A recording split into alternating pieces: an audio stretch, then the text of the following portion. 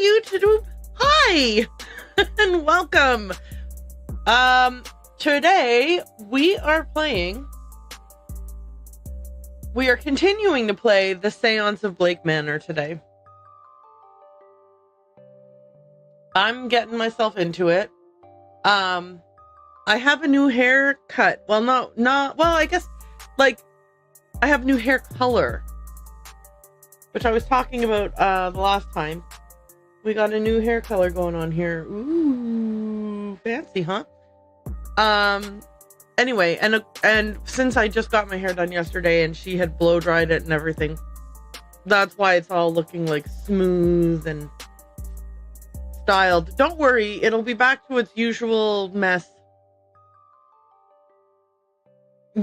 tomorrow. Because I don't have the tools or the inclination to style it the way that my hairdresser styles it. She does a lot more work than what I put in on a regular basis, and I appreciate her for that. She's awesome, and I love her. Her name is Lindsay, and she's great. Okay. Anyway, we are playing, like I said before, the Séance of Blake Manor. So let's head on over there.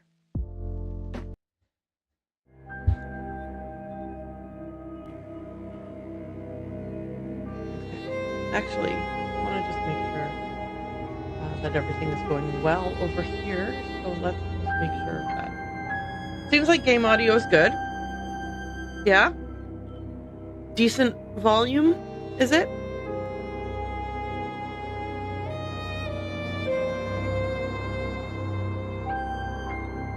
I think so. Okay. I am tentatively going to push forward with yes, the game audio is good.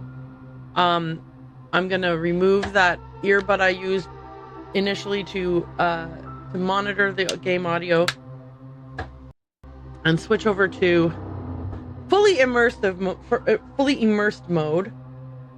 So let's do that. I do like the ambient music in the menu screen. I think it's really good. Okay. We're ready to go.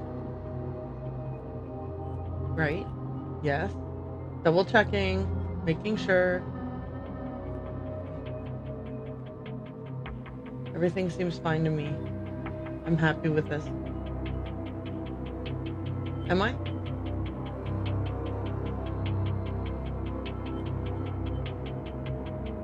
Hang on, I'm double checking. Is this good? Hello. Yes, okay. All right, let's continue our game. Okay, and I have a note to myself here. It says, talk to Father Sinnott.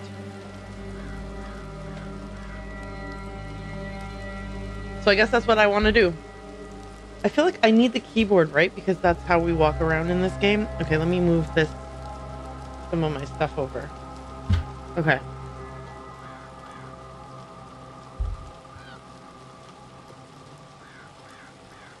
Yes, my child. Okay. Hello, Father. My name is Declan Ward.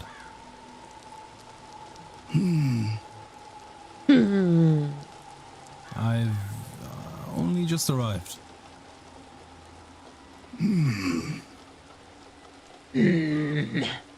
Okay, Father Sinnott. I just wanted to say hello. Very good. Okay. I'm taking in the surroundings, and I'm remembering that I was heading towards the stables to see if there was any reason for me to head towards the stables. I was like, I should go check out the stables. I don't know yet if I need to check out the stables, but that's what I'm heading over to do. But he was here, so I decided to chat with him. Okay, so I've caught myself up on what I've done so far. Oh, wouldn't it have been great if I had some kind of like a previously on the Séance of Blake Manor? But I don't.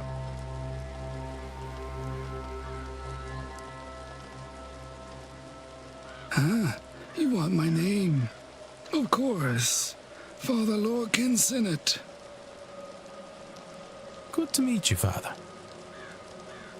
I am sure. Is the audio okay here for the voices?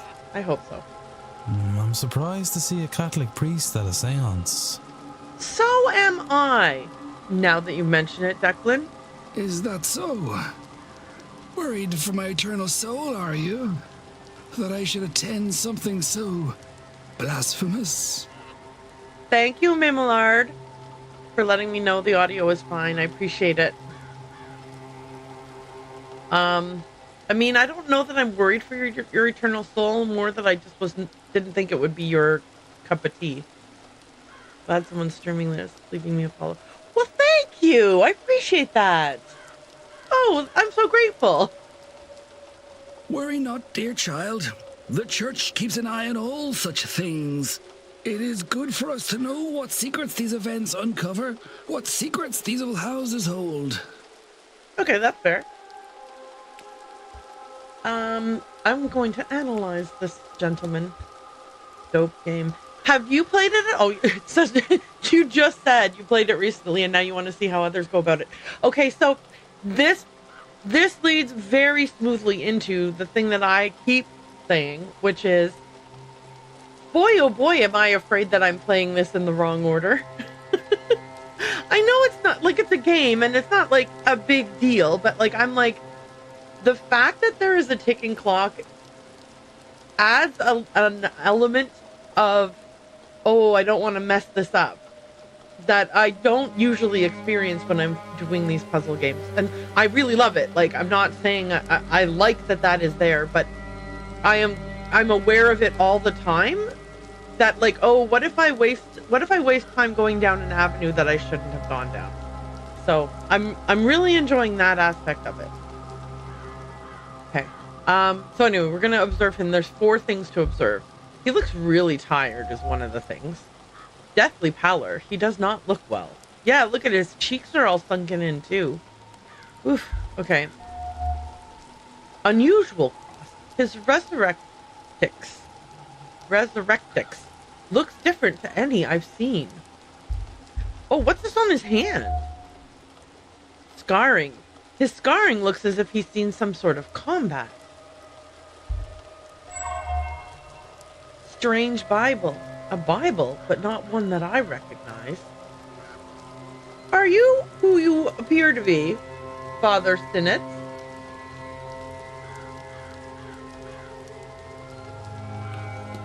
Should I be suspicious? Let's talk about him. Let's ask him about himself. Isn't there like an ask him about himself? Yeah, right here. Tell me about yourself, Father. What could you want to know other than I am a priest? Do you want a list of hobbies? No. Are you the local priest? I am not. If I were, things would be different here.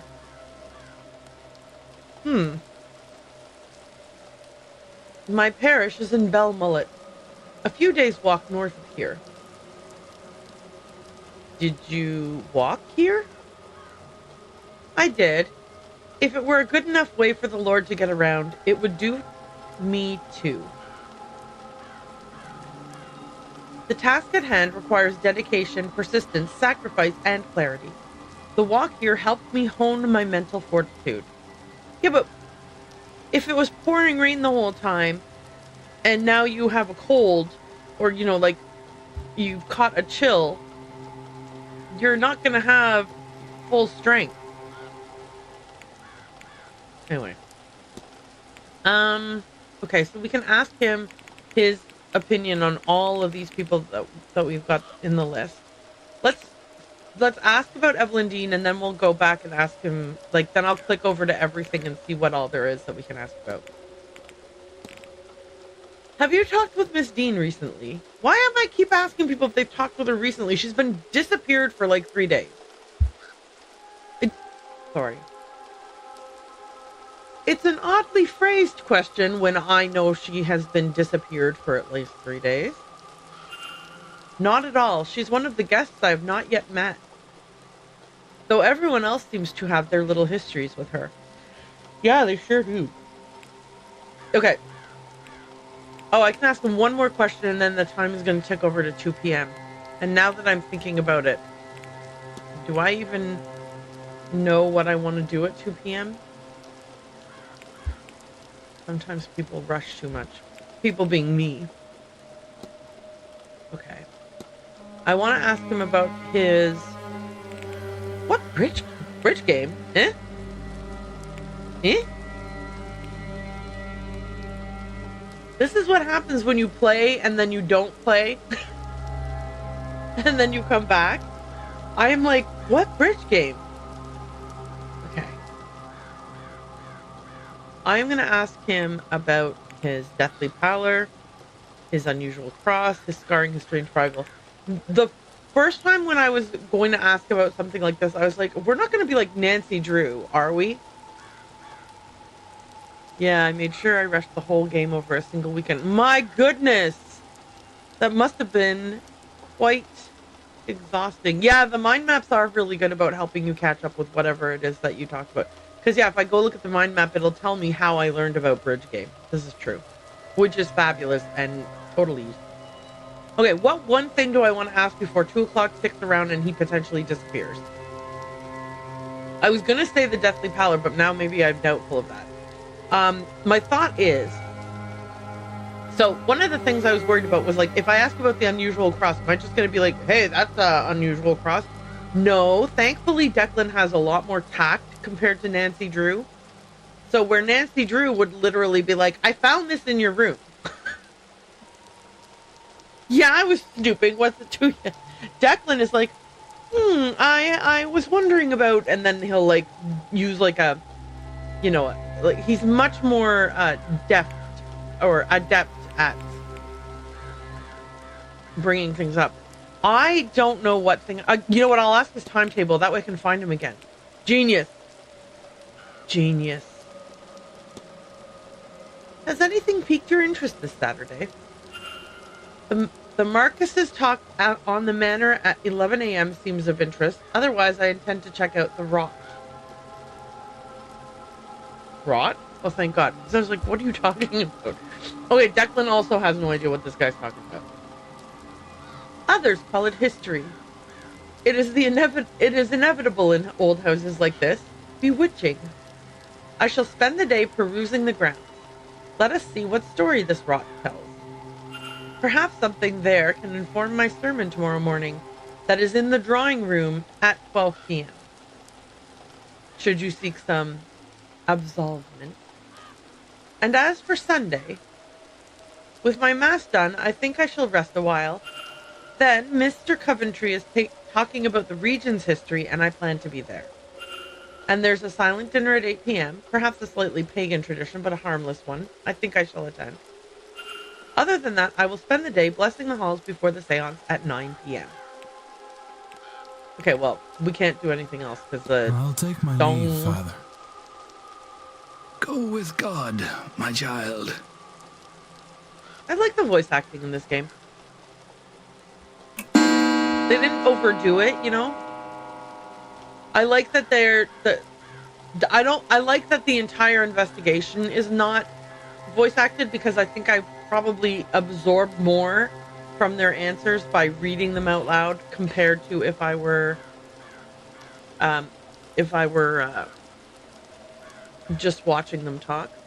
I am going to take a couple bites of my supper while I wait for everyone to be back with us.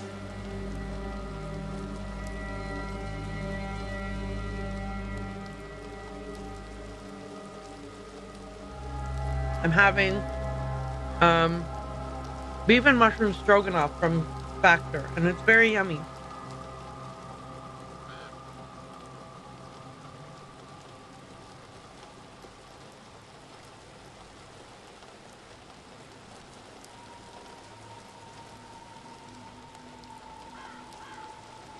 Oh, I still haven't changed that Seribot thing to stay 3 minutes instead of 180 seconds. 180 seconds just sounds weird, you know?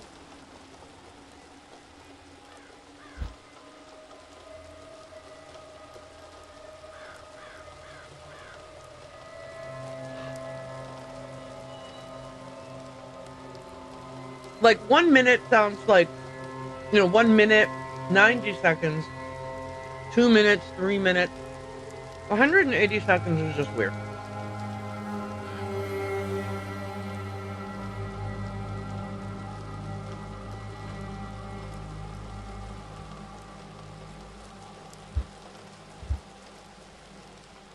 Right, that's not what I meant. I was trying to use this mouse to look at something over here.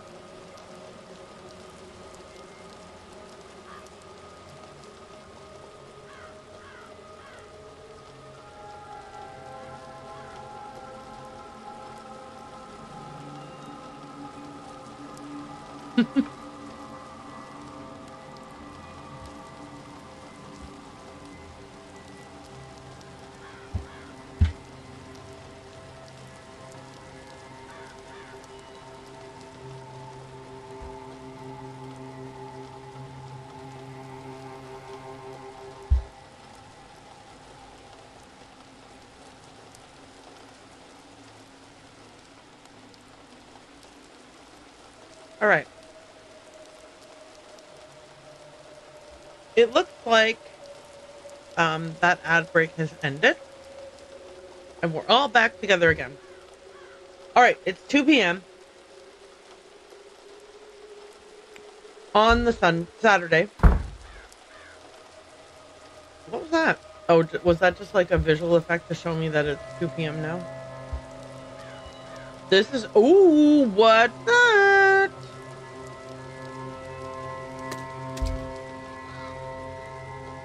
I don't want the... I want the base... Okay, hang on. Aha, okay. A drawing of a vase. A well-rendered drawing of some sort of vase. Looks like charcoal on papyrus. An unusual combination. Oh, we should talk to that archaeologist lady about this. But now this is making me feel like I should snoop the grounds a bit more. Just okazu, you know?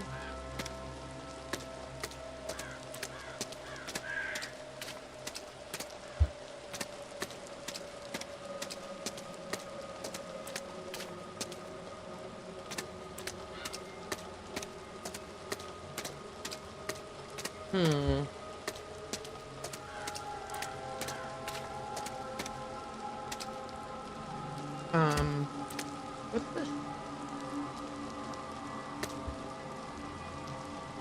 Okay, maybe not noteworthy. Maybe it is. Maybe I have to bend down again. Oh, no. What? What's that do?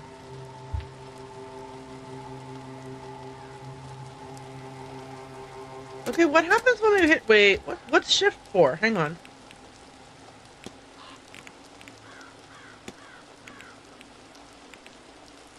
Oh, that was the... Okay. That was meant to be, like, indicative of me sprinting. Like this. No, that's not... What am I? I don't even want to talk about how dumb I am, because that wasn't even shift. Yes, I have used a keyboard before. Don't... Space. Detective vision. What's that do? Okay, escape. Yes, I know. Discard, yes. Oh, shoot. Discard, yes. Okay. Oh! What?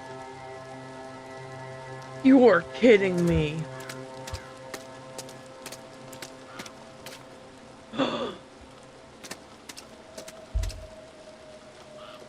Fresh water. Good. Okay, well, that wasn't really all that helpful.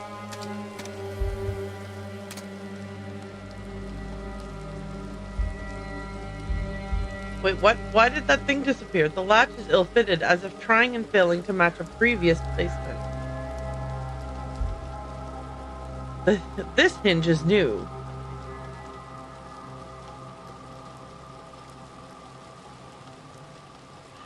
Weird how some bits went away. Okay, so there was something there. There's a new coat of paint on this door that the others lack. It is a different color from everything else. A piece of torn newspaper used to stop fresh paint getting on the floor. It is dated Tuesday the 26th, the night Evelyn Dean went missing. This door was recently replaced. I wonder why. I also wonder why.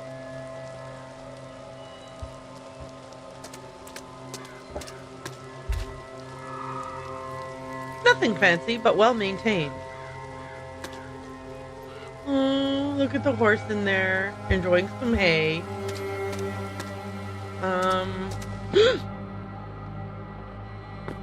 Well, here's the broken door. How come I can't? Oh, I was like, why can't I discover that? Old stall doors, badly damaged. Holy macasnacka.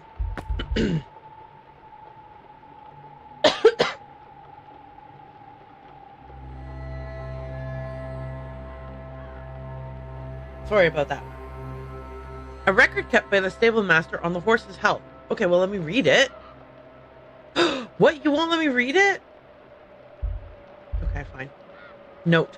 Looks like a message from a supplier. They are expecting a delivery on Sunday at 9 a.m. Another person has noted it should take them a few hours to move it all into the basement.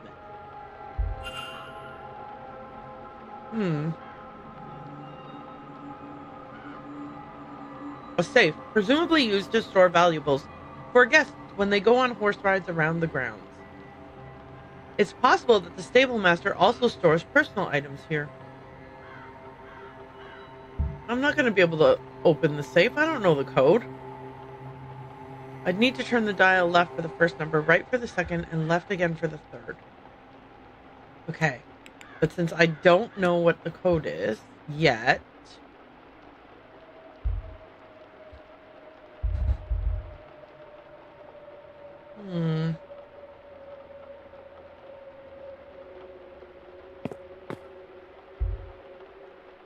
I'll pick up the screwdriver. A screwdriver might be useful for gaining access to certain areas in the hotel, should it come to that. I'm not above breaking into rooms. I learned that from Nancy. Here it is. Somebody has carved the numbers 26, 14, 32 into a post here. Well, don't mind if I do. I already forgot the numbers.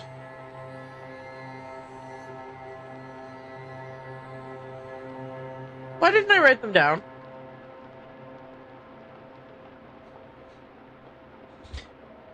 Well, and I only saw them because I used detective mode. Right? Like, I saw them because I did detective mode. I would never have saw them had I not used detective mode. Wait, does that count as a hint if I use detective mode? Like, is the game like, ma'am, we saw you pressing space.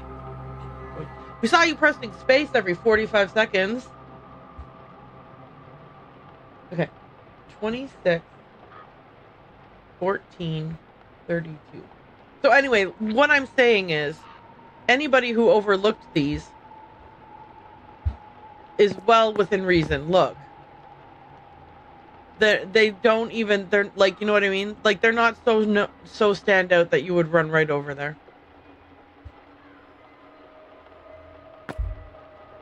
Alright. Thank God I wrote it down. I almost forgot again. Left, then right, then left. Okay, so... how am I turning this? Oh, okay. Turn it left.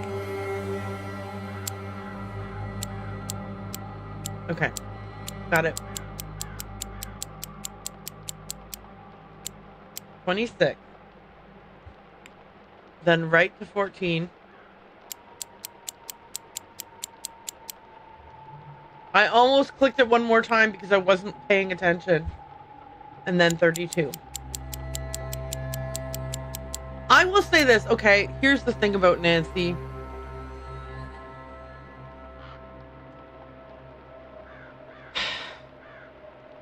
She's not very consistent.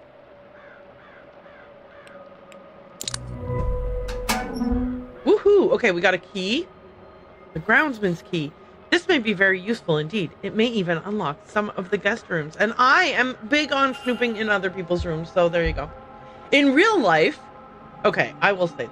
In real life, I would be so petrified of getting caught that even if I had a master key and everybody's schedule and a reason to be snooping around in someone's room, I still would never, ever. I am so nosy, I would want to, but I would be way too scared.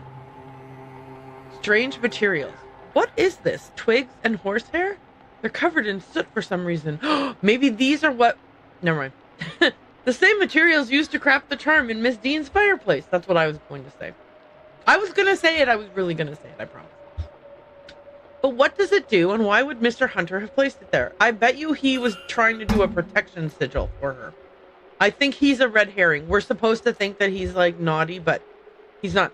Oh, in terms of hint modes for Nancy Drew, some of them have hints. Some of them have no hints at all. Some of them, their hints are like, you're thinking to yourself, man, I need to get into the library. I need a hint on how to do that. And then you go look at the hint, and the hint is, man, you should really try to get into the library. And you're like, thanks, hint. Thanks, hint, for telling me the thing I already knew I was wanting to do. I worked at support for quite a while now, and I also still feel weird when remoting into people's devices. Oh, IT support. Oh, okay. Feels illegal if you don't have them on the phone right then and there. I totally understand how you feel. Yeah, like the remote access thing. Well, and I think in particular, it probably feels really weird because of how many scammers are using those tools to do scams. And so even though if you're doing it completely legitimately and like no scam intended, it still feels a bit weird. I totally get it. I like to do... I have the luxury of having time on my hand. Like, no, not that. Sorry, that makes it sound like, yeah, I twiddle my thumbs all day. I have the luxury of having the ability to devote more time to an individual's request. So when somebody on our team needs tech support, and it needs, like, I need to see what they're doing, I can book a Zoom call with them and work on with them one-to-one. So that I can be like, okay, so now go click here and then go click here. And so they're the ones driving the thing and I'm not even accessing their computer. I find that much more comfortable. But again, it depends on the kind of support you're offering and what the contracts are and all that kind of stuff. You know, like, in other words, I'm not here to judge anybody else's methods because mine are based on what my job is and not anything else. So I was in the basement. And there was a statue that was facing a corner. And I was like, oh, haha, isn't that funny? It's kind of like a weeping angel. I should keep my eye on her. And then I turned around and she turned around. And then I freaked out. Then I was like, I'm not, oh my God, she turned around. When I turned around, her hands were here. She was a flippin', it was definitely a weeping angel. Okay, let's eavesdrop. Hold on. I can't think. I see... I don't remember who Miss McLeod is. I've got you. Is it a vision?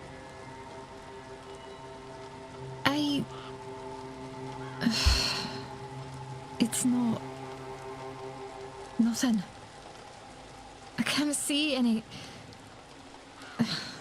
It's like it wants me to see something, but I can't. Whatever it is, Should I be concerned? But there's no portent to be concerned about. Which is, I have no idea, actually. Well, but I meant, should I be concerned about you, sweetheart? Are you all right? I don't feel bad. I feel strange. Why can't I feel like usual? Ivy. So it sounds like somebody is blocking her vision.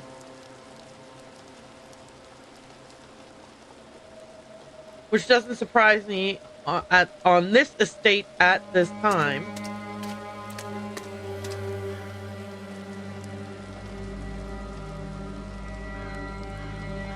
Now I'm going to be pressing the spacebar like all the time. I would like to at least meet these ladies, so they're in my list. I don't think we've met. Who might you be? My name's Declan Ward. Miss, Ah, the man from this morning. The man from room number 4. I am Mrs. Victoria Lau. How do you do? Mrs. Lau. A pleasure. Another séance attendee? Indirectly only. I am Miss MacLeod's chaperone. The event itself is not to my taste. I am here for her, and her alone. Well, that's interesting. I'm going to analyze you, because I can. Watchful expression.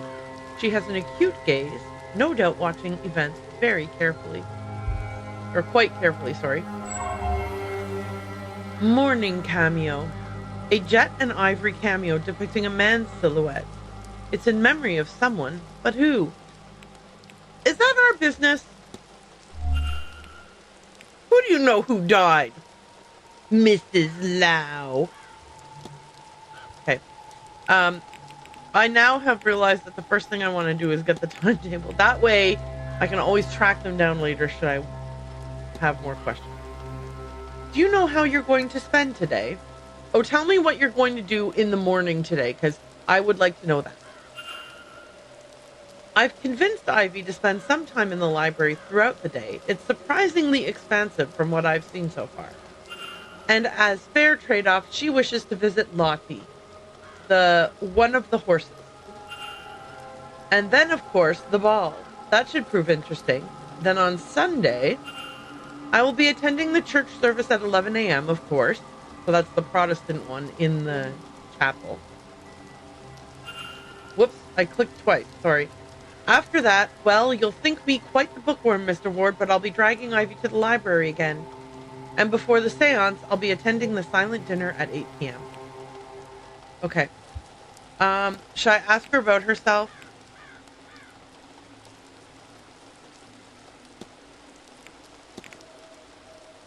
What can you tell me about yourself, Mrs. Lau? I love the way we ask this as if it's a job interview. Could you tell me a bit about yourself? You know, Mr. Ward, some people tend not to ask me such things. I do appreciate it. I confess I'm not a spiritualist and I have little interest in it. I prefer to study the science of psychology. That is, the study of the human mind. Hey, when she said this, was she like, oh, Mr. Ward, people usually think of me like as not important enough to ask questions of. Thanks for asking about myself. Or was she like, yeah, I prefer it when people don't ask me who I am.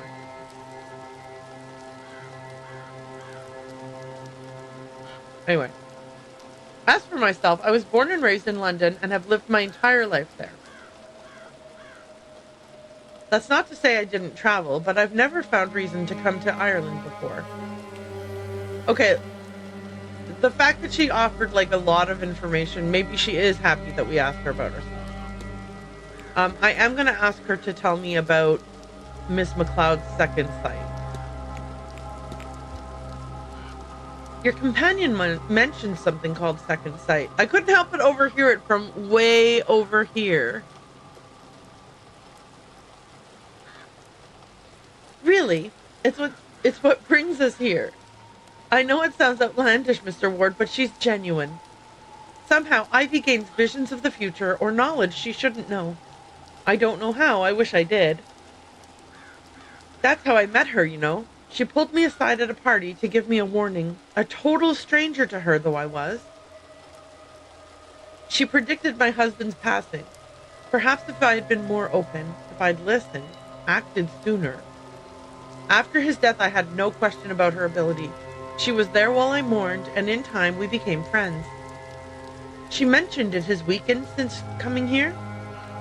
Strangely enough, yes, I might have expected the opposite. Yeah, me too. It is weird, right? That her second sight is like diminished at this house where so many magical people are hanging out. What? First? This is, again, I need to look, okay, before I do anything else, the next time when I exit this conversation, before I do anything else, before I even turn and look at McLeod, remind me to look at my mind map.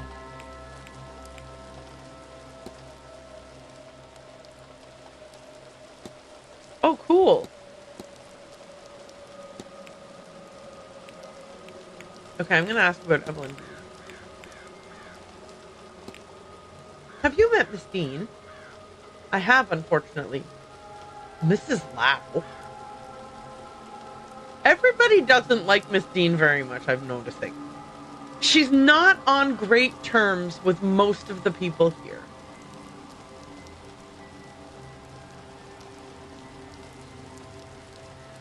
Is it unfortunate? I don't know if it was for her, but it certainly was for me. If only our paths had never crossed. I can't stand her. The less said about it, the better. Oh, okay. Oh, wait, what's that about? What does that mean? What was that? Oh, okay.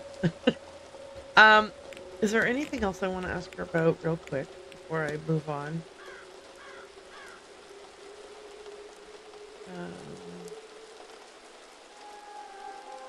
Oh, I did want to... I think I still am looking for people who have strange dreams.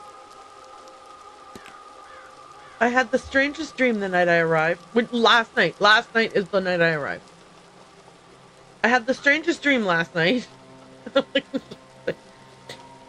Like I was trapped in the corridors of this place.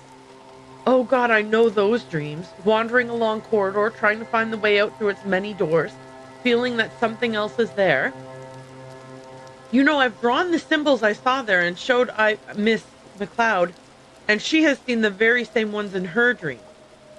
I'm sure we both saw it here amidst the decorations, or who knows where, but it's unsettling still. Okay, I clicked, but nothing happened. Okay, well... Oh, I must have already found enough people for me to not think it's a coincidence anymore. Okay. That's all, Mrs. Lau. That's all Mrs. Lau really does. Mr. Ward? Really does sound like I have, like, I'm here on official business, ma'am. You're gonna have to listen to me. So if I click on this, what happens? Ooh.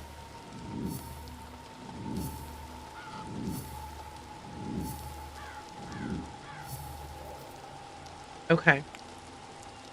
Current focus. Investigate room 3. Profile Mrs. Lau.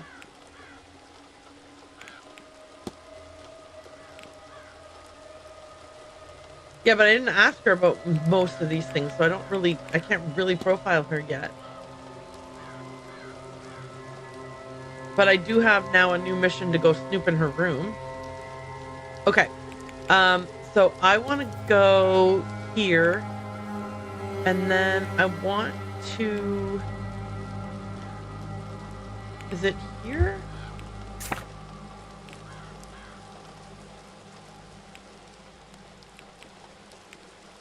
Yeah, and then I can click this, and then this, and it'll tell me...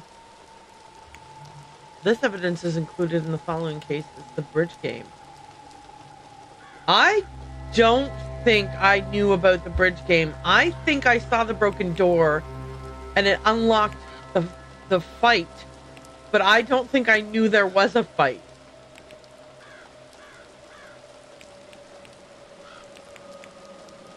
So that's interesting. Okay, I can discuss the well symbols with 2 people I haven't yet met. Oh, right. Did I ever finish the investigation of the trail?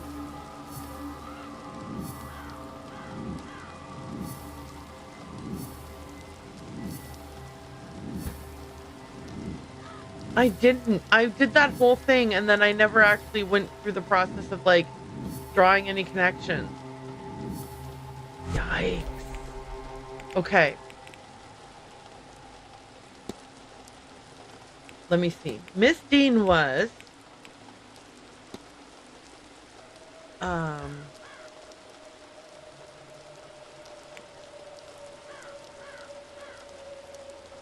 brought to the hedge maze by a shadowy figure while a third party watched. No, yep. Oh shoot, I'm clicking the wrong things. I think this is right.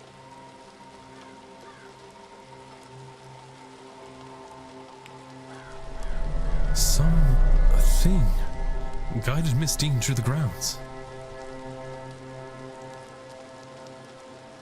Though I'm not yet sure to where. The whole time they were being watched by the culprit. Can I learn anything useful about the culprit from this?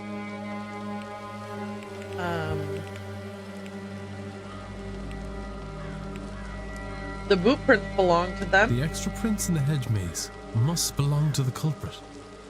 So now I know they wear a medium-sized boot. Now, if I were guessing I have picked up another fact about the culprit. Does that mean that I wonder if there's anyone I could eliminate as a result. And if not, what investigating can I do to allow me to learn some useful facts about the suspects? I can go snoop through their rooms to look at their boots. Does this mean that I got all of these correct? Because my every once in a while I'm like, what if I'm making the wrong would the game allow me to fill in the wrong conclusion and then move forward? Or if I had filled in the wrong conclusion, the game would be like, no, that's not it. Like, I don't know whether it does or does not. What was that thing that led Miss Dean through the maze? Was it another ghost or something else? Maybe the staff have heard of it or seen it before. Or maybe some of the guests might know. Okay, so I would like to talk to her, and then I'm going to talk to her again. And I'm just saying her and her. I don't believe we know each other, do we? Have you just arrived? Only recently. Declan Ward, miss. Pleased to meet you. And are you, Mr. Ward? Were you meant to be here, or did something bring you suddenly? Oh, blast. That shouldn't matter. Oh, and now you've forgotten to say my name. Ivy McLeod. Well, she's cute and charming. I like her. I'm sorry. You have me all flustered. I am host to the second sight, you see. I know things. Or at least I should. It feels as if, since coming here, I'm host to nothing anymore. Since arriving? I should have known you were going to be here. And be late. But it's just more proof that something is wrong. Okay, so it's not just something that just suddenly came onto her or that happened gradually as she was here. The entire time she's been here, she's felt like she couldn't... Interesting. Let's analyze her. Innocent bearing. She presents herself more like a child than an adult. Yeah, she is dressed like Alice in Wonderland.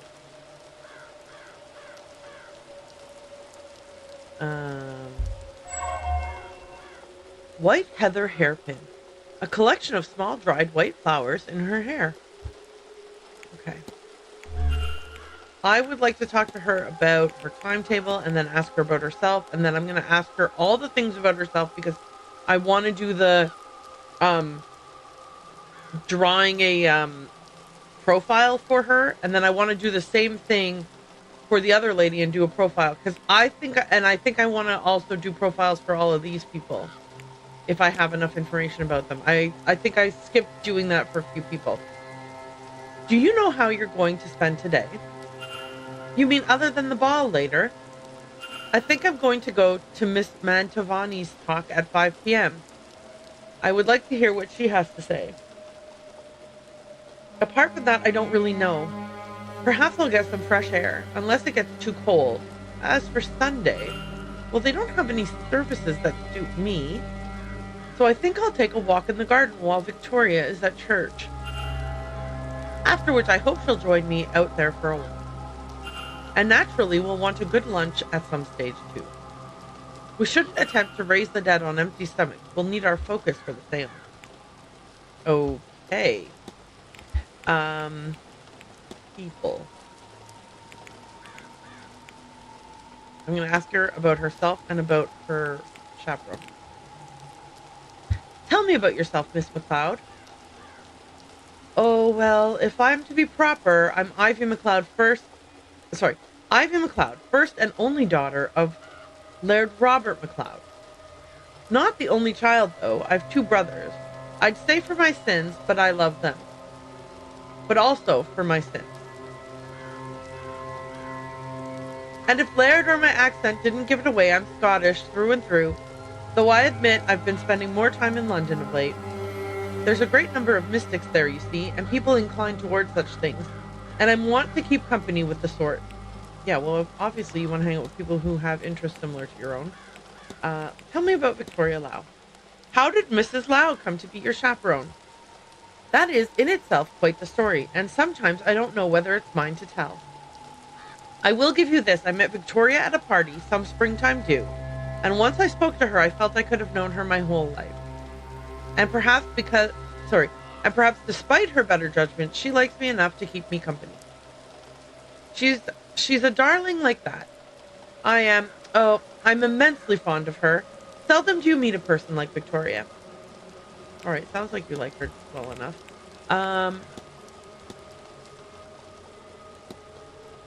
Did I ask about... Yeah, I didn't ask about this yet.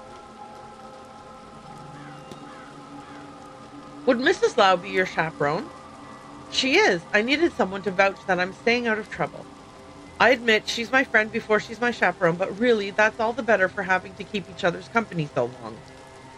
She's a darling for accompanying me in the first place. This is much more my sort of event than hers. How would that be, miss? Oh, Victoria isn't so much for mysticism. She's more interested in the sciences. But, well, I'm akin to the mystic. Okay, cool. I'm going to ask her about the seance. What's your opinion on the grand seance?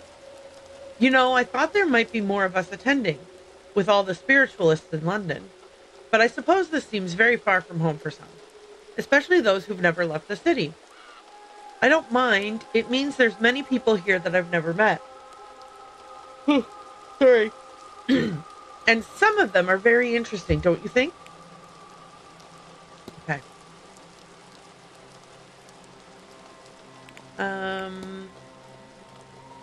Let's ask her about her second sight. Would you tell me about this ability of yours, miss? Normally, I would joke that I knew you were going to ask that, but since coming here, it's cloudy. Well, I feel blinded in a way. But I've put the cart before the horse. You don't even know what it is that I've lost yet. It's passed down by blood through Scottish families. It's not uncommon. A fair few people have the ability, at least a little bit. It just so happens that I'm the only one of my family to have it to any measure, and it came in very strong. The second sight, it gives a person foreknowledge, or just knowledge you couldn't possibly know. I get visions, mostly of things to come. Or I used to. Since arriving here, I've been cut off from it. Surely I should have seen the warning of that.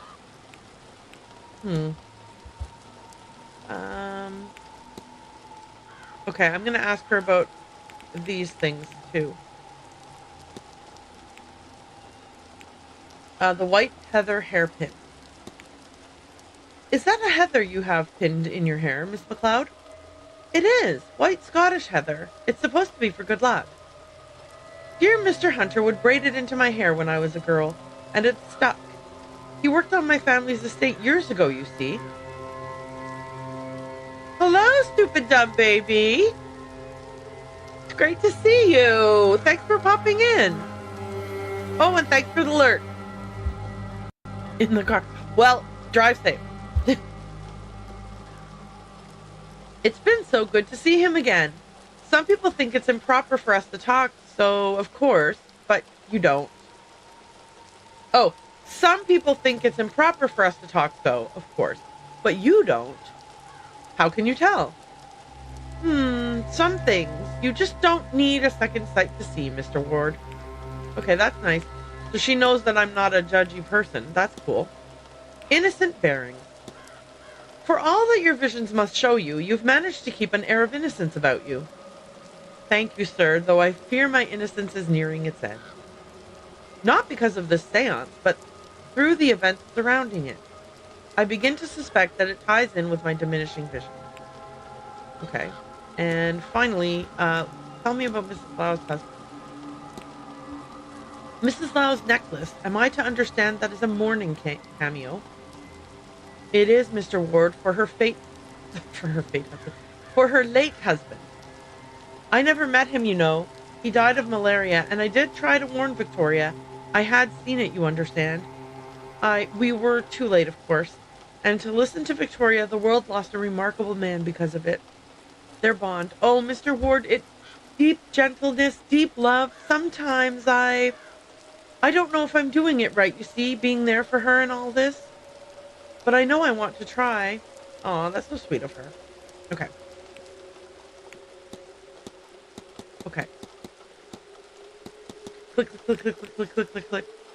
What else do I want to ask her about? It feels cheaty to ask about the bridge game when I didn't, like, I don't feel like I earned the right to ask about the bridge game, but, like, it seems silly not to. I'm going to ask her about it, even though I don't know how I would have known about it. But, it's here in my list, so. Were you at the bridge game on Tuesday? Me? Oh, no. I was taking a nap. I think Victoria was there, though. Well, good thing I asked her that. I'll let you be, miss. Take care, Mr. Ward. Okay. Let's talk to Mrs. Lau again. Because now we can... Hello? What brings you back? I just have a few questions for you. Similar to Columbo, I just have one more thing. I'm going to ask you about the bridge game. Were you at the bridge game on Tuesday? I was. It didn't go too terribly either, though I was more there for the conversation than for the game. I don't attend many gatherings of this kind, so it seemed like a good way to meet some of the others. I think that was a good idea. You got to put yourself out there, Mrs. Lau. Like, I'm not saying that you, that like, I think that you aren't, you know, I don't think that you're getting too close to Ms. McLeod or anything like that. I'm just saying that when you go to an event like this, you don't want to lock yourself up in your room and, like, not meet any of the other people. You know, do some networking, meet some people, have a few laughs. It's all good. Did many attend?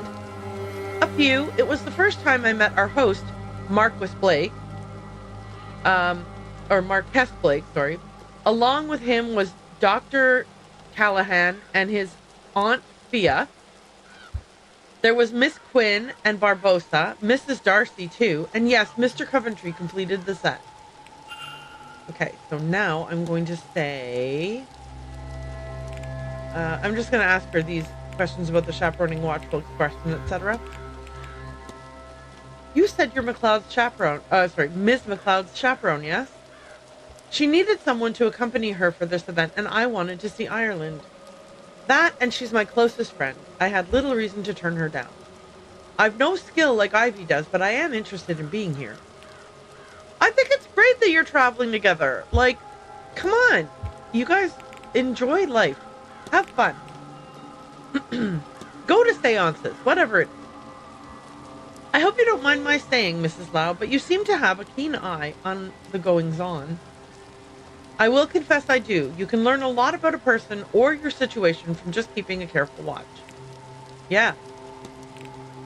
Don't I know it? Okay, we're going to ask about your husband. It's a touchy subject, I'm sure. I noticed you're wearing a cameo. May I ask who it depicts? Yes, it's of my late husband. While I'm no longer expected to dress in mourning for him, and he would not have wanted me to continue on so anyway, I rather like to keep the cameo. It keeps him close. Okay, and finally, I'm going to ask about this. Do you think the seance is going to be successful? I'll believe it when I see it, Mr. Ward. It just so happens that I've already seen some improbable things. Okay. I'm going to leave. That's all, Mrs. Lau. Farewell, Mr. Ward. Okay. It's only 2:36, so I do have some time. I'm going to open up the tab menu, and I'm going to see if I can, like, draw some. How do I get out of this? I want to look at the people.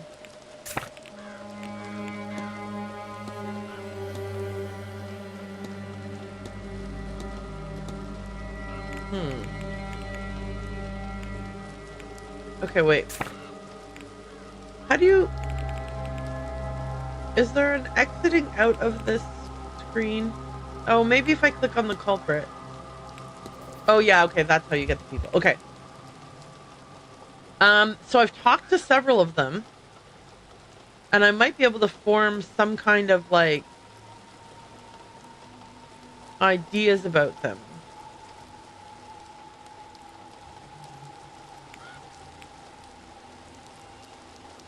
Is this the screen where I do that? Let me see. If I click on her...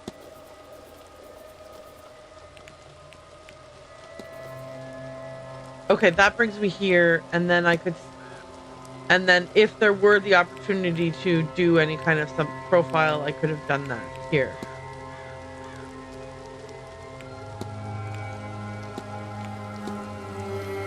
Okay.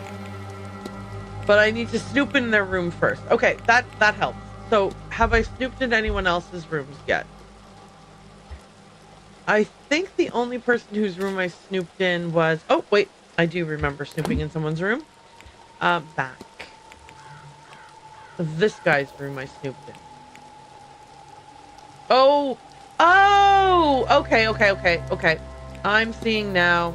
Tells me how many facts I've unlocked. Yes! Yes, snooping is fun. That is a thing that I'm looking forward to. Gonna be such a snoop. Okay. So if I knew... Okay, so, like, I only know certain... I can click here to see how many facts about them I've already previously unlocked. Wait, did I snoop in her room yet? I thought I think I have a key for 14. I found a book of her poetry. I found some cards. Oh, yeah, I did snoop in her room. See? That's right here that I did. I have 6 out of 9 facts for him. 1 out of 8 for her. 4 out of 9 for her. Okay. Okay.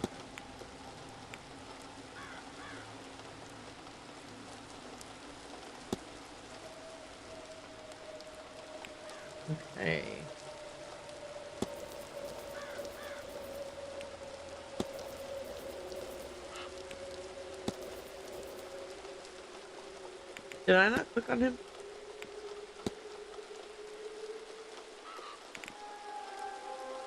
How come they're still having a...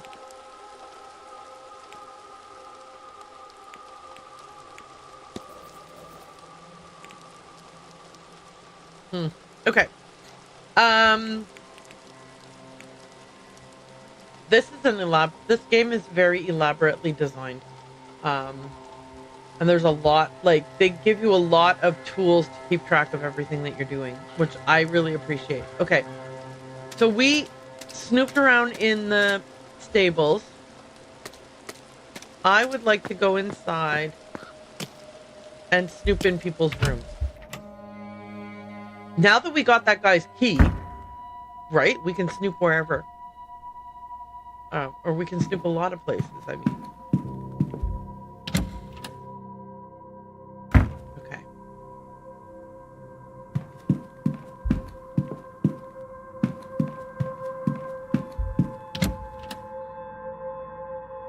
All right.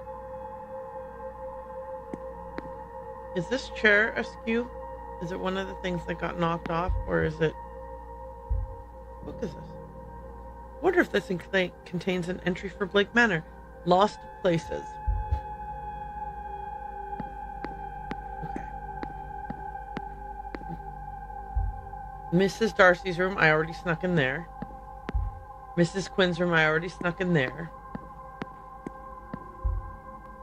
Yep, okay, I already snuck in there.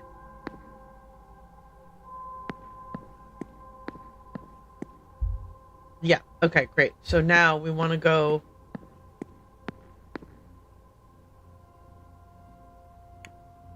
Wrong button.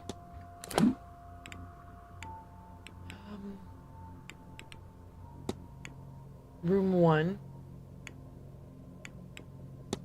And 3. Okay, I'm going the wrong way to get there.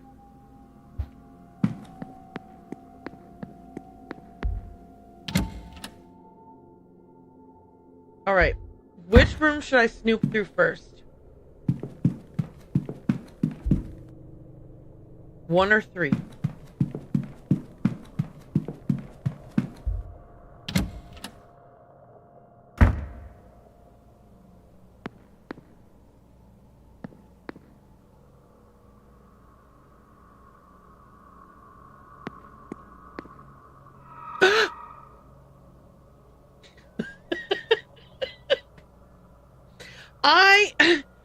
I hate that I was so busy turning to look at the door that I missed him almost.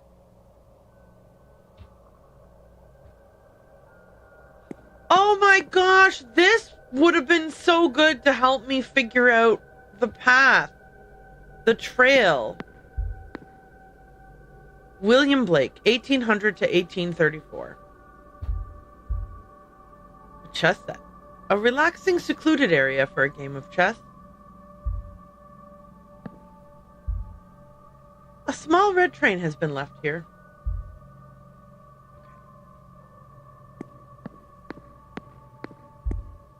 I like these. They're so cool. What are we thinking? One or 3?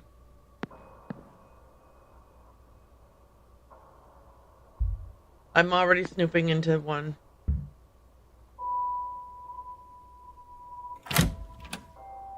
Okay. Make sure that we snoop as effectively as possible. A book on dream imagery and techniques. There are notes written haphazardly into the margins. A lucid dream state will allow one a degree of control in one's dreams and can be a jolly fun way to add the feeling of freedom into one's life. First, find a comfortable place. This will ease the drifting into sleep. A fire is nice, but best allow it to die a little so it does not need minding. To ensure one does not drift too deeply, here are a few techniques to stay between both wake and sleep. One item on the list is circled. Musical tracks, especially those designed for the purpose, can keep the brain in the ideal state to dream lucidly. Finally, one must focus on what they wish to see. The mind's eye is good for this, but something tangible to focus one's thought is stronger. Perhaps I could try this technique and use the knowledge of the shared dreams as my anchor. I could use Ms. Dean's journal to represent that. Good Lord, we're gonna do something risky. Yeah, I'll snoop through your diary. Why not? Victoria wants to investigate herself. Of course. and see that Miss Dean no longer has the means to threaten us.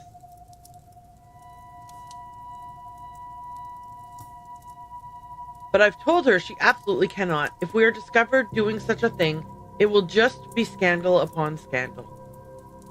I will find a husband instead. So if Miss Dean does make public what she knows, it will hold little weight. It might not even be so terrible. I can hope at least, can I not?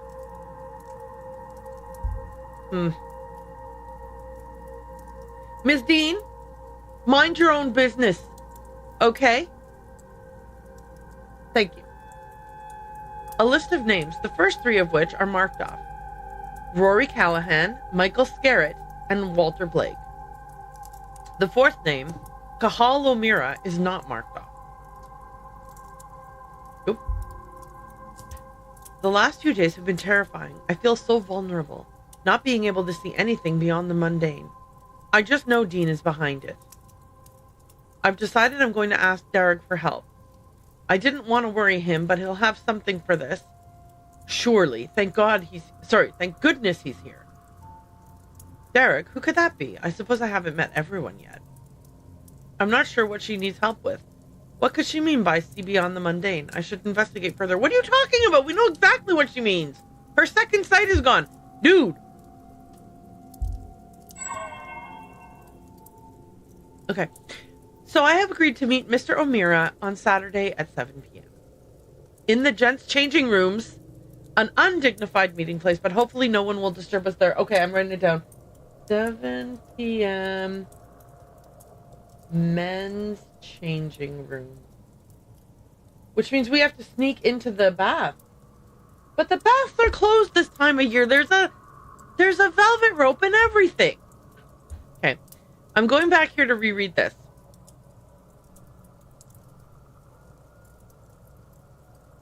Oh, we're still reading this. I'll find some way to excuse myself from dinner. Victoria needn't know. Okay, I'm reading this one again. I am now remembering Victoria is Mrs. Lau. I am reading the diary of Miss McLeod. And Miss Dean is apparently sticking her nose in where it don't belong. Victoria wants to investigate herself, of course, and see that Miss Dean no longer has the means to threaten us. I thought she meant wants to investigate herself, as in launch an investigation into herself, not take it upon herself to investigate. So I misread this first time through.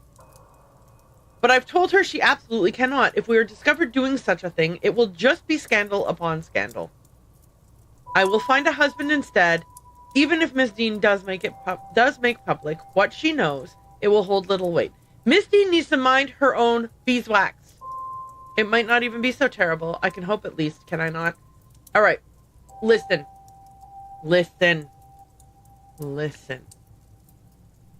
If it suits you, whatever your name is, McLeod, Ivy, if it suits you to find a husband, to keep up appearances, that's fine. Miss Dean should mind her own fucking business, though. Excuse my language. A pair of particularly small shoes. Okay, well then you're not the culprit.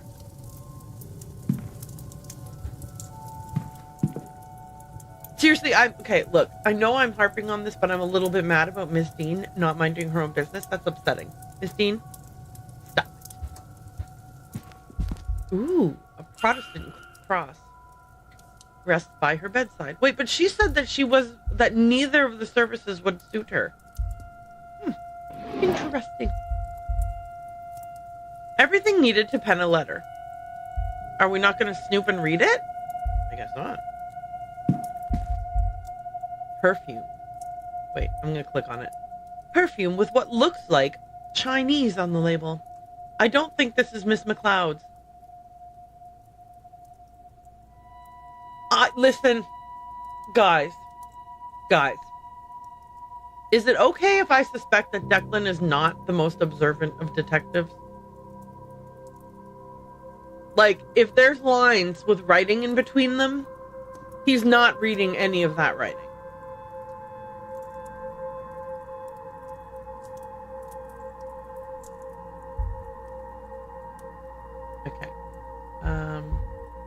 Drinking water. What's this? It appears this water has been drugged. But by who? Okay, but you could drug your own water if you were trying to do lucid dreaming.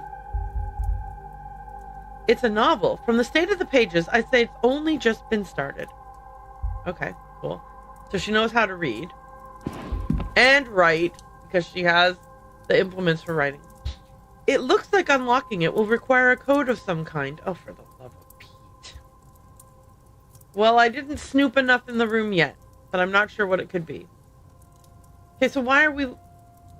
Escape. We're not going to do trial and error, are we? Okay. A photograph. A photo of what must be Miss McLeod, and is that Hunter?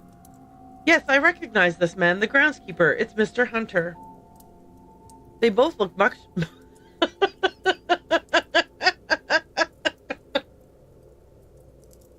Crack Detective Declan. This child looks much younger than the woman I met a few minutes ago.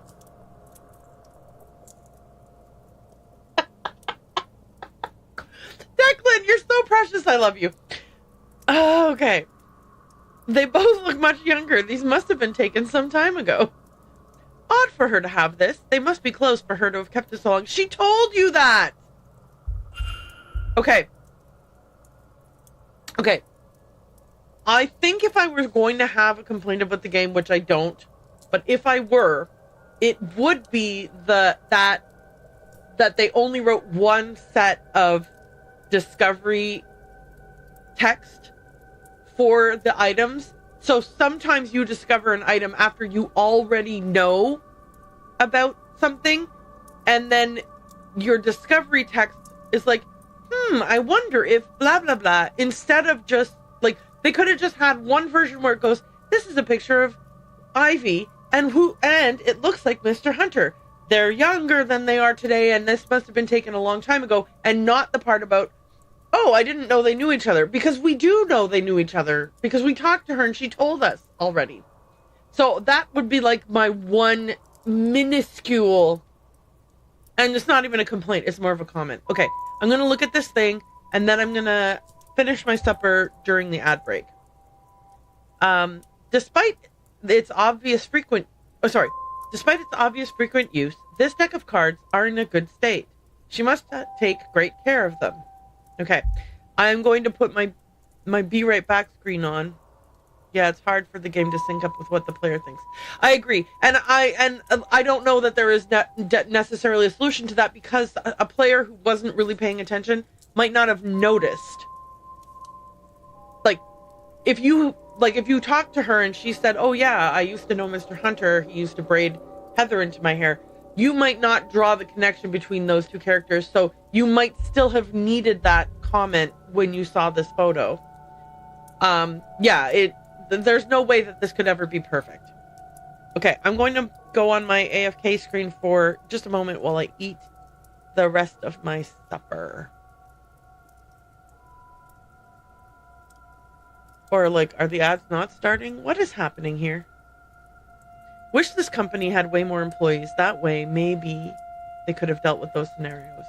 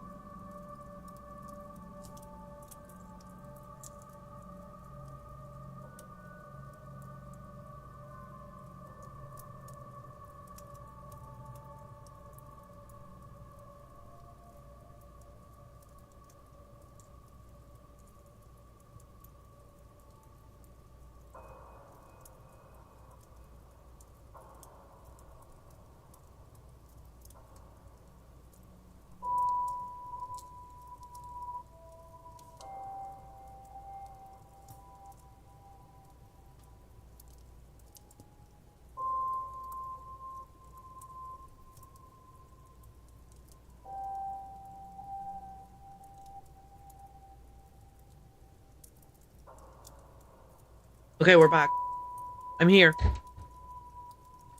So I was saying about the dialogue, or about, sorry, the inner dialogue, that, you know, sometimes what he is thinking is not aligned necessarily with clues we have already picked up. Like, in the same way that I'm like, I don't know that I should know about the bridge game yet. You know, then there's also this thing where he's like, did she know her? And you're like, well, yeah. Did she know him? And you're like, yeah, we already knew that. And having said that, I'm not saying that that's a complaint, but I do love that, you know, like one of the ways that I can have with digital games now, right? One of the ways that you can impact you can impact things by, when you buy the game and you invest in it, then the people who made the game, you know, maybe have more funds, and then if they want to do patches later, they can do patches. I'm not saying that they need to do a patch. I'm just saying that's one of the nice things about digital games, is the ability for patching. They're closed for the event. None of it is noteworthy. Yeah, look at these unnoteworthy clothes. Boring. Just kidding. I was sure I would find something that had like a date on it or numbers. I want to look in her diary again. Small fixes here and there. Great. See? We love to see it. Yeah, that's not really helpful. What we need to know is, we need to know the date she met Victoria, or Victoria's date of birth. Something like that.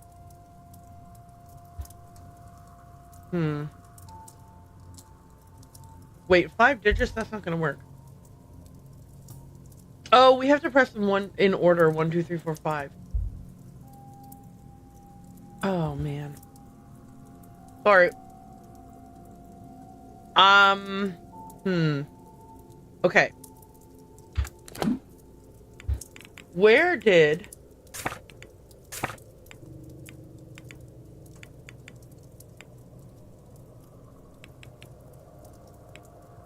Okay. Ivy said she would be... Oh, they're going back to the library after this? Oh, well then we have plenty of time to snoop in her room too. Okay. Alright, let's go snoop in the other room, see if there's any clues in there about what Ivy might be using as a password.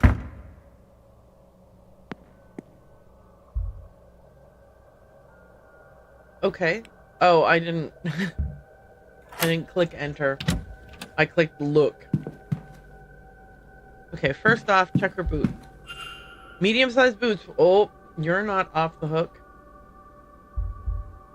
Okay. Candles, petals, offerings of fancy food. It seems to be a shrine.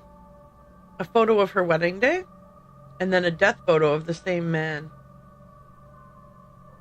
How did they prop him up? I don't have the dates of either event, but she's not old enough for either to be very long in the past. Clearly, she still mourns his passing. Well, yeah.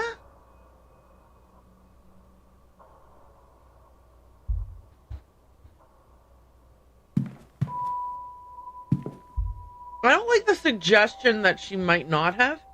A crumpled up note that says, last time you were home, you had picked up some of that Scottish girl's ticks. Maybe some practice before all your schooling goes to waste.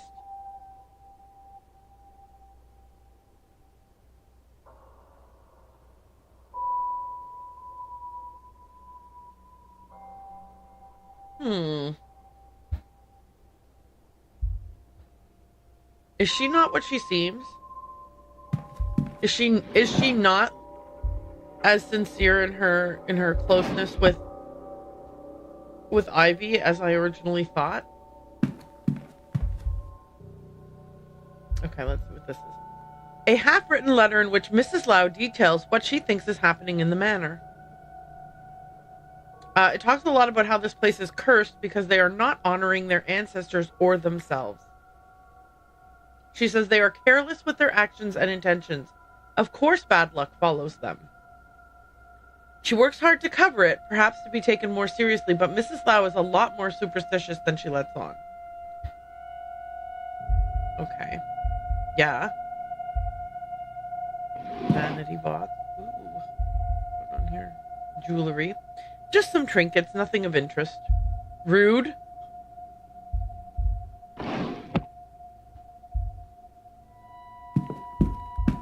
What? There's a number of items. Okay, there's a number of items. I'm gonna skip this word. Are under her pillow, including a small key. What could this be for? Is it the lock box that's literally right over there? A Bible, the King James edition. Okay, let's go snoop in the box. Mrs. Lau's box. A number of documents that appear to belong to Ms. Dean.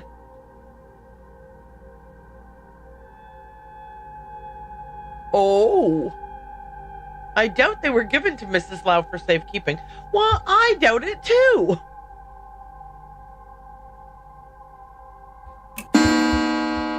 Mrs. Lau, why do you have those? I keep missing all the talks. Should I have been going to the talks? Like, I'm using them as opportunities to snoop in people's rooms because they're all going to be at the talk.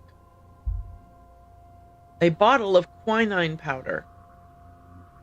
It's a white powder, perhaps the same substance as the one I found in Miss McLeod's room. Why on earth would Mrs. Lau be drugging Miss McLeod? I'm sorry.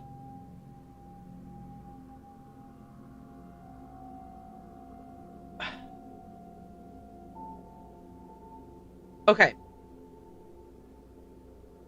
So, tonic water, the beverage, is a seltzer water that has quinine in it.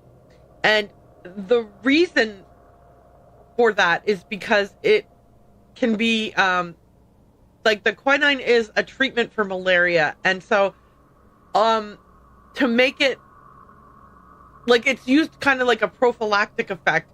You, like, if you're going on a trip to a place where there's malaria happens, then you can be drinking tonic water, and then, you know, it would be like it's, anyway, I'm just saying. The point is this. I have drank tonic water, and I wasn't anywhere near mosquitoes that were carrying malaria. It's not automatically a poison. Maybe she was making her some gin and tonics, but, like, from scratch. Okay, anything else in here of note? But why on earth would Mrs. Lau be drugging Miss McLeod? Maybe they went somewhere where malaria is a thing, and since her husband died of malaria, she's paranoid of people dying of malaria, so she's giving everybody the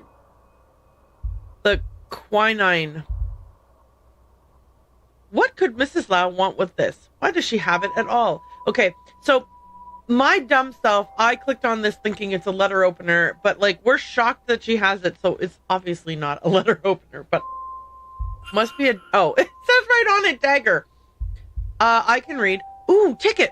A luggage ticket for Bay 12. Oh! There are luggage lockers. Oh, that's what I was trying to go look to see if they were in the stables, was whether there were luggage lockers in the stables. Because I have a luggage locker key. Oh, yes. The one I have is number 11.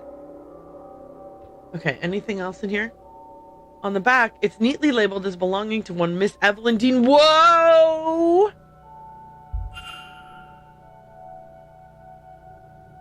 All right, Evelyn Dean was all up in these ladies' business. And obviously, Victoria Lau does not stand for that. Yes, even more snooping in other people's stuff. Oh, well, I mean, obviously.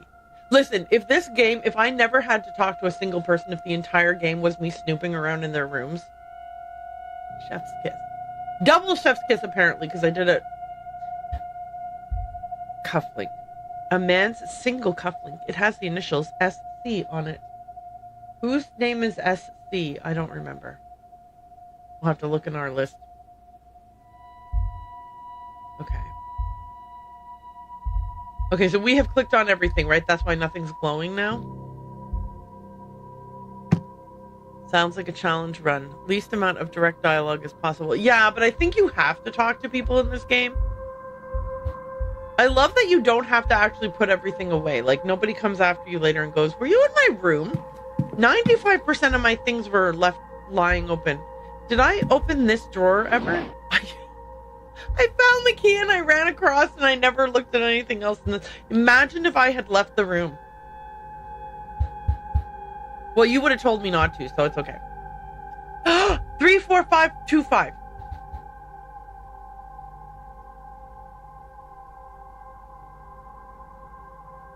I wrote it down so I won't forget, unlike the other things. Okay. 34525. It's not a date, so what is it? I noticed a code written in the journal of Mrs. Victoria Lau. 34525. I should find what it will open. We already know what it'll open. The box in the other room. Ivy won't listen. She startles like a stray cat when I try to talk to her about anything remotely sincere. Marriage plans. Details of marriage plans found in Victoria's journal. Oh. And all for what? Damn Evelyn Dean. Not an ounce of conscience in her, and now Ivy is set on finding herself a husband. I don't see a way in which things will go well from here, if this course is not altered, but Ivy has made it very clear she does not want me to do a thing. So I know what I have to do. I have to ensure she is confused just enough that she won't see what I am doing and attempt to stop me.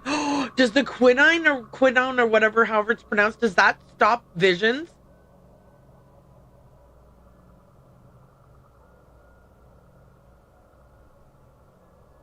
Interesting. Thankfully, I now know how to temper her gift after last summer's terrible trip to India. They did get almost exposed to malaria, and they did have quinine, and I am a genius. A similar dose here will soften her ability just a while. And I can see this done. God forgive me. Yay! Guys, I feel so smart. I feel so smart. I feel so smart. I feel so smart. I feel so smart. Okay, anyway, on with what we were doing. Because we're here for a reason. No luck. Damn it all. Wherever Ms. Dean has hidden whatever it is she's acquired on us, I just cannot find it. It's not in her room. What wicked lengths she's gone to just to make us miserable. What lengths I'm going to just to undo it. I hate this and I hate her. It is too much just to be left in peace. Oh, sorry. Is it too much just to be left in peace? That's all I want. At this rate, I see no other recourse than to confront her. I shall arrange a meeting. We will see how proud and austere she is then. And whether she has any heart at all. And if she does not, I don't know what I'll do. But I will have to do something. I know that.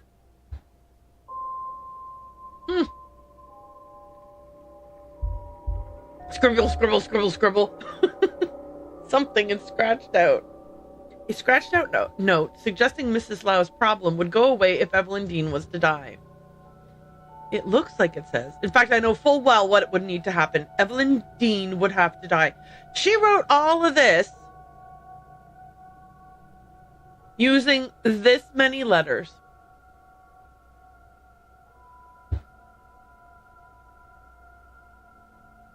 She was obviously writing in, what's that called? Shorthand. Yep, that's what happened. She wrote this whole sentence in shorthand. Lord, this place. I've just returned from the ladies' bathroom. I swear I saw a ghost. Still, I am shocked by this place. I entered to find a woman washing a shawl in the bathtub. Thinking her a guest, I excused myself, but as she rose up, I knew that not to be true. Her body twisted unnatural ways. She looked at me, though I cannot recall her face. She screamed, oh, such a scream. Many lifetimes of anguish in that scream. I fell backwards. When I scrambled away, I noticed she was gone. Nonetheless, I went to a bathroom on another floor with great trepidation. Man. Yeah, I would also be spooked. There's one more thing to observe here. Oh, here it is. Perhaps if Ivy does marry, I should take that as a sign to do my duty and return back to my husband's family. Oh, ancestors, sometimes I wish I had not tasted this Western freedom. I'm not sure I could give it up under any circumstances. Okay, we're going next door to open the safe. Oh, wait, no, we're not done. King James Bible. Oh, yeah, I already saw that, but I didn't look at this stuff yet. Oh, boring. They're closed for the... Who cares?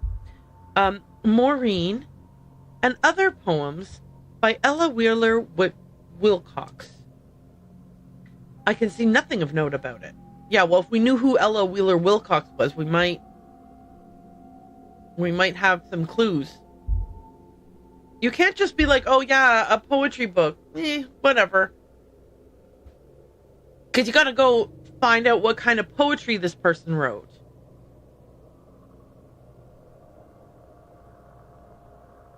A small but densely printed book named On the Nature and Workings of the Human Mind. Okay, well, cool. Ooh, anything back here? I love when there's something back here. Ooh, anything in here? I forgot that the tool's open.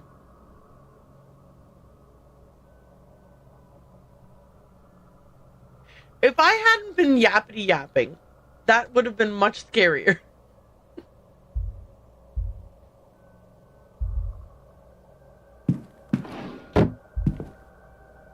Carmilla by Sheridan Le Fanu. Oh, is that a vampire novel? Interesting. Okay. All right, let's go next door. I mean, across the hall and open that wait, does she have albums? She does. She's got records in here. A collection of records titled 7,000 Words Often Mispronounced by William Henry Pinkney Fyfe. Oh, she's practicing her English? Or perfecting her English? She did say return to my husband's family, implying that maybe they are back in China.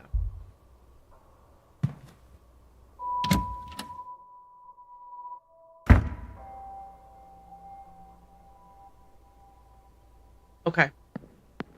Let's go back in here. Okay. Here we go. Yeah. Blah, blah, blah, blah. Okay. 3, 4, 5, 2, 5. The thing that I blah, blah, blah over was him saying, this looks like it needs a code. Perhaps I should try the one that I found in Mrs. Lau's diary. I mean, I'm paraphrasing. I didn't actually read it. I clicked right by. A letter. A letter claiming to have evidence of a romantic relationship. I'm shocked and astounded. Of a romantic relationship between Miss McLeod and Mrs. Lau. Guys, who else here has had a heart attack from hearing this astonishing news? I will wait for you to reply in the comments. Everyone, it's as I suspected. We all had no idea that this is what Mrs. Dean was, or what Miss Dean was trying to blackmail them about. You need this little romantic indiscretion with Mrs. Lau not to come to light, and I could use the loyalty of a seer. Come and talk to me, Ivy. We shall work something out. It is signed E.D. Ugh, she's so... The more you learn about her, the less you like her. Like, I almost feel like, look, seriously, I know, listen, it's terrible. It is terrible. But there's like a teeny little part of me that's like, good riddance, I'm going home. Because she sucks, man. Everything about her sucks. Did I already open this? There's little of interest to me in here. Okay. Are there any stools that open up in this room? No. Okay. Alrighty. Let's get out of here. Let's get the hell out of here. Who is in room 2? Do we know? This room is currently unoccupied. It was not the room Miss Dean stayed in while here. So there's no point in going in here. But I mean, it's not locked. They must leave unused bedrooms open. Oh, well, never mind then. That's boring. I'm wasting minutes. Okay, but I'm nosy and snoopy, so let's snoop and nose around. I mean, there's going to be nothing in here, obviously. A book of ghost tales. I don't see an author listed.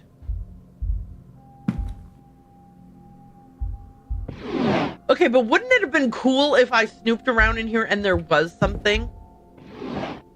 Right? Like, I mean, I know there's going to be nothing, but like, how cool would it have been? A child's block sits under the bed. I found children's toys under the bed in room 2. I wonder if they're from the young master or a previous guest. A book of spooky stories for children. The pages on vampires are folded in. Yes, how cool would it have been? The timing on that is quite good. I mean, I've got to say that, like, I don't always have good timing, but that was pretty spot on.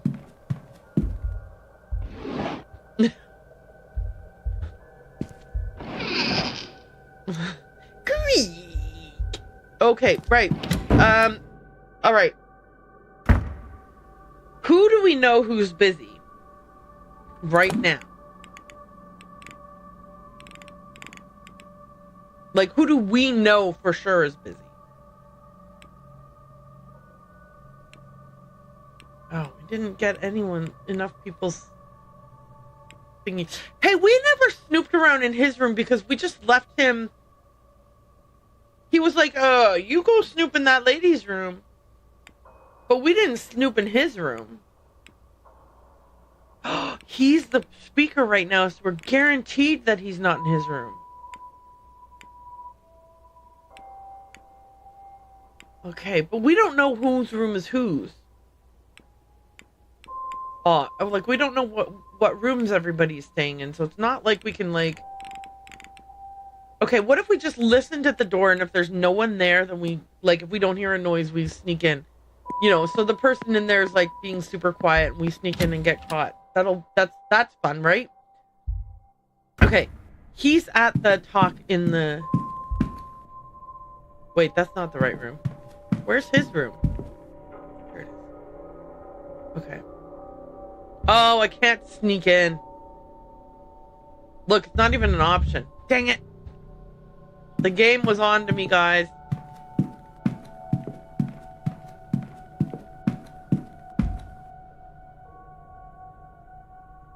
Okay, yeah. So is my special key not for every room? I thought I had a key that would open all the doors.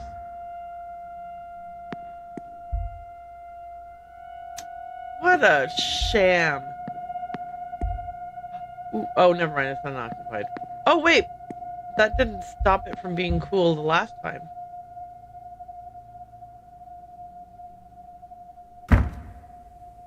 Well, imagine I walk in here and a ghost flies at my face and everything.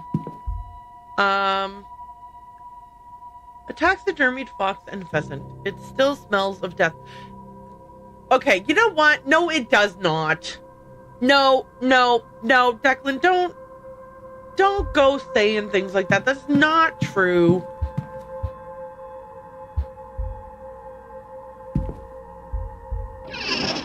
Nothing of interest here. Little of interest here. Can I look under the bed? Anything cool here? Ooh! An old box of matches that has been lost under here. Take it. Take it so you can set things on fire.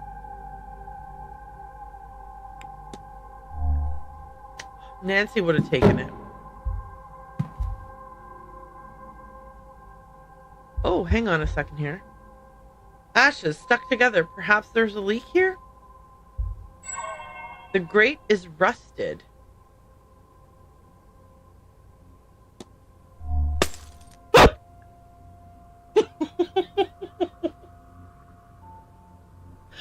What was that? Game. I was gonna look up to see if I could see anything leaking, and then you had the audacity to scare me with a broken mirror, you game. How very much dare you? Hey, wait, one of the things on the dresser is a different color. Book. A copy of Mary Shelley's Frankenstein or The Modern Prometheus. What on earth? What happened here? Was this cracked? No, it wasn't. Dude. Was it... Stop trying so hard to not believe in ghosts. Okay. Was this cracked when I first came in here? No, it wasn't. We heard it crack. I want to know more about this. Why is this handle a different color? Okay, we're not allowed to look at that. Okay, got it. Tell me... Okay, it's fine. It's fine. Everything's fine, and I don't need to worry about this. I'm going to stop obsessing. Okay. Everything here is spooky and scary. Oh, we should draw conclusions. We should draw conclusions about the ladies.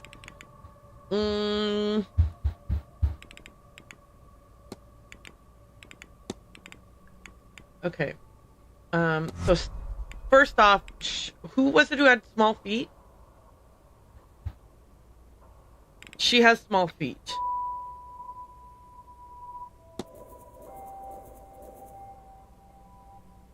Her feet are smaller than average. Okay.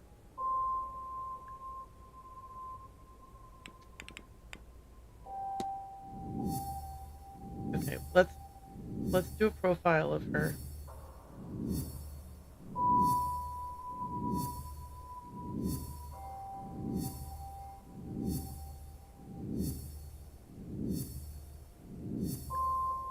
Holy smokes. So I bet the Mr. O'Mara's journal, what did that have to say? Okay, Mr. O'Mara's recent brush with death seems to be a common thing for him. A sequence of numbers, the angel thing. Saturday, 7 p.m. changing rooms, McLeod. Why does she want to meet? At least it's in private. Hopefully she'll be looking for some fun.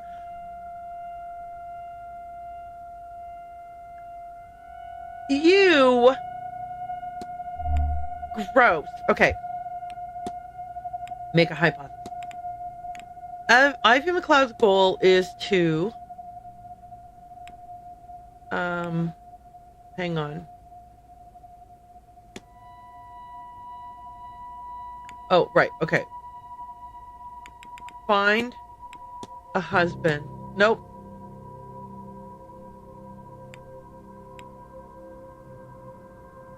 To cover up her relationship with Mrs. Lau.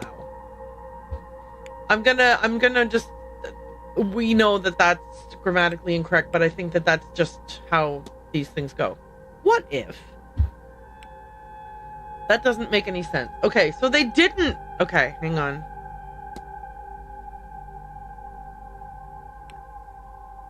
Oh, fiance.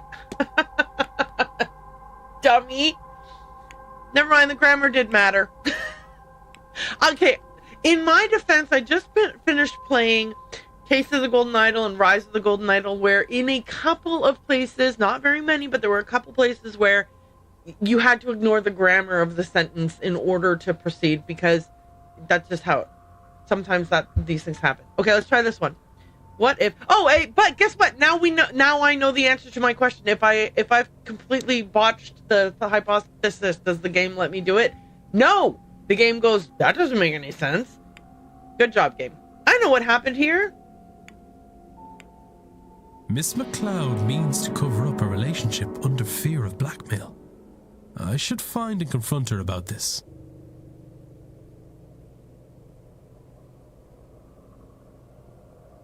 Shouldn't I just mind my own fucking business?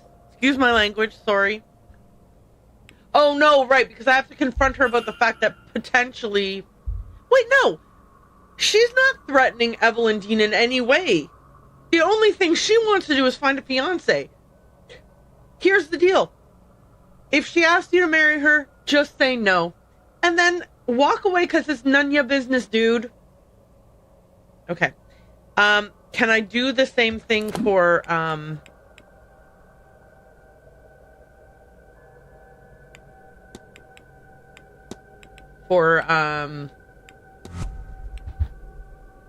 Mrs. Lau? Oh, wait, I only know 6 of 9 facts? I'm missing a bunch of facts about her?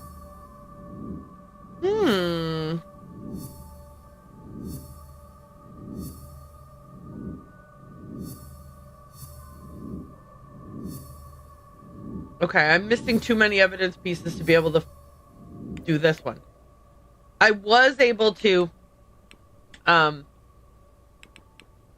yeah, I think even having not all of the evidence pieces available to me for... Where the heck did she go? Are they in alphabetical? What order are these people in?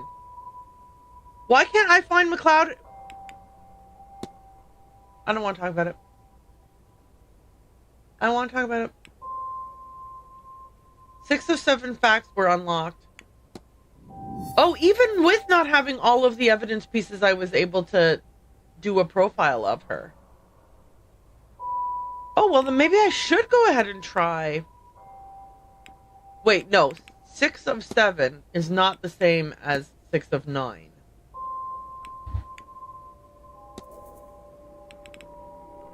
Current focus. Understand Miss McLeod's actions. We know what... All right, can we do a profile of her? No, not yet. It's not even there.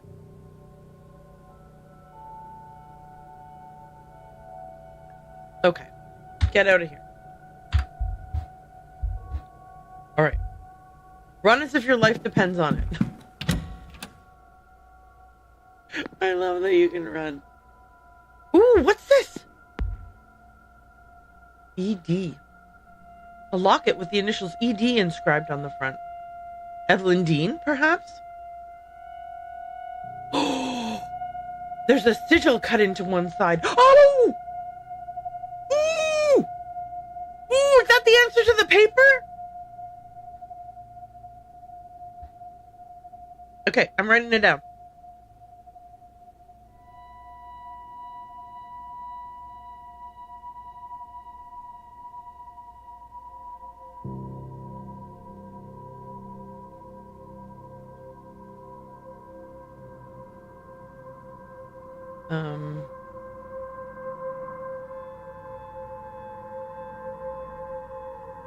What's the red and white thing? I haven't looked at it yet. It's a vial of blood. It's Billy Bob Thornton. He went back in time and married Evelyn Dean. That's what happened. Okay, this problem solved. Evelyn Dean is currently living in the year 2025 under the assumed identity of Angelina Jolie. Mystery solved. Oh my god, I'm so bad at drawing. I've tried to draw this sigil thing twice, and both times I messed it up entirely. Okay, hang on. I'm gonna get it.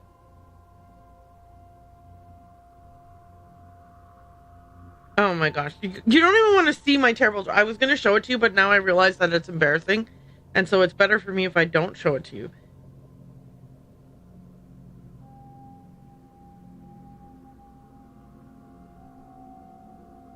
Yeah, you don't need to know what I did.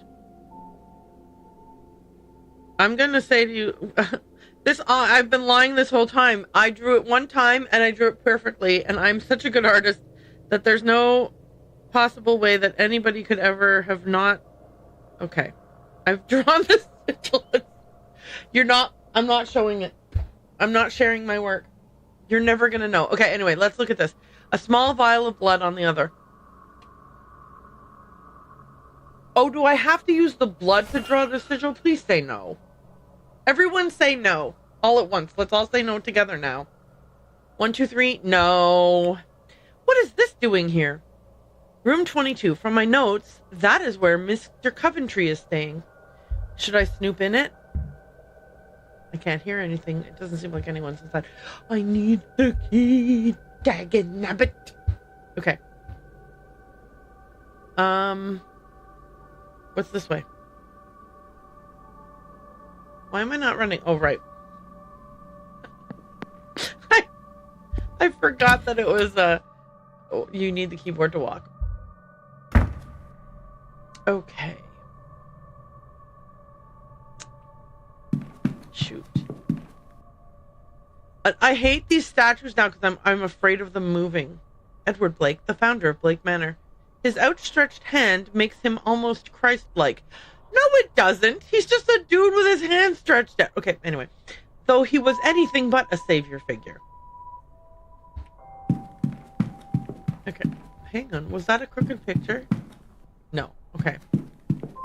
Where's Evelyn's room?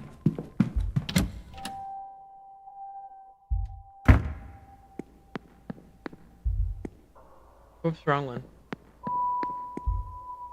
Oh, yeah. Okay. Open the door, Run in. Wait, is the paper in here still? Yes. Okay, here we go. I believe I know what's needed here. Oh, and then they are going to draw it on it for me. so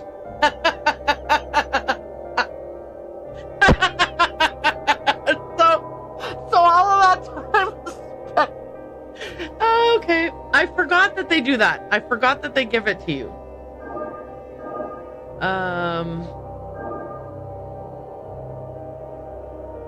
Nope, that's wrong. Reset. Okay, 1, 2, 3.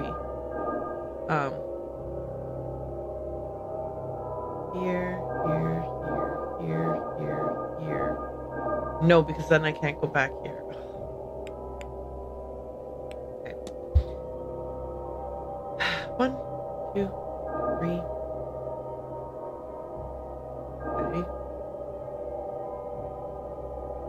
Okay. And then I have to... My last one comes here and then here. Okay, so... Here. Here.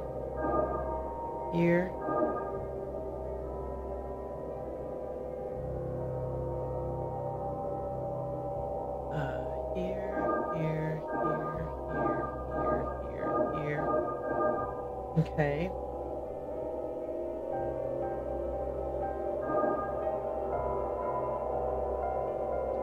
Undo.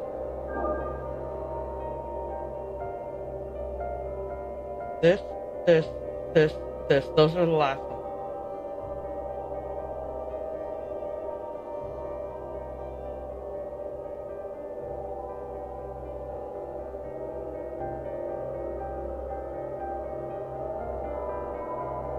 No. This. Okay.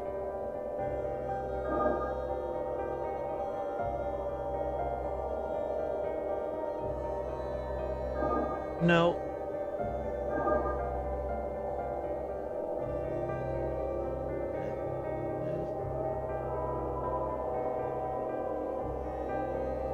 Shoot. I did it wrong. I can't get back to the... Okay.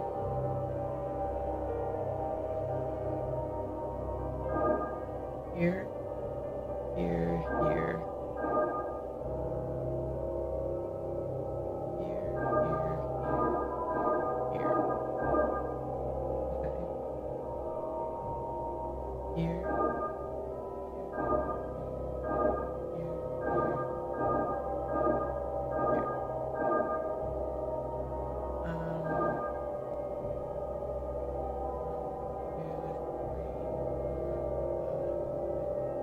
Okay.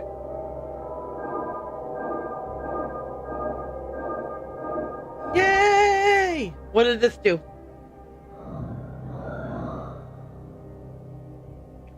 Are these Miss Dean's private notes? What did she want to hide so dearly? She wanted to hide that she's marrying Billy Bob Thornton. We already talked about this. It's apparent I was right. I had little doubt, of course, but the jump from instinct to confirmation has been beyond imagining. Oh, I'm reading her notes. I thought I was thinking. I am the descendant of a Milesian ruler, one among 3. My power is not imagined nor subjective. It is written in the authority of blood. Oh, great. She was doing blood magic? Lady. First of all, you're not minding your own beeswax when it comes to other people's private lives. And you're also doing blood magic. What is wrong with you? Those curling waves emblemize my blood. Power is for the deserving, it said. Oh my god, she's insufferable. I hate her. I hate her. I do not like Miss Dean. I do not like green eggs and ham. I do not like them, Sam I am. I thought it ominous at first, even a trap, but it's clear I was paranoid. Hate her. Do you also hate her? Am I the only one? Do we all hate her? She's hateful, right? Perhaps it is simply the truth. That symbol, she said it represents her bloodline. Loony. Miss Dean. Miss Dean. Miss Dean. Okay. I am finding lots of reasons not to enjoy Miss Dean's company. Thank God she's not actually here, so I don't have to talk to her. Ugh. I'm so mad that I have to look for her. I mean, okay, listen, I have integrity, morals, and everything else. So even though Miss Dean is deplorable as a human being, I will find her and rescue her or find out what befell her, blah, blah, blah, blah, blah. I'm not amoral. All right, does my key work in any of these doors?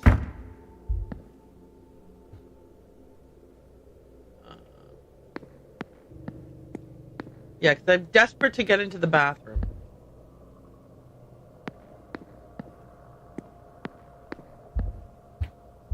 Okay, no, my key does not work on any of these doors. Ugh. So my key was like... Okay, I'm not going to complain. My key was useful for one entire corridor. Stop being selfish, Aaron. I want my key to work on all the doors.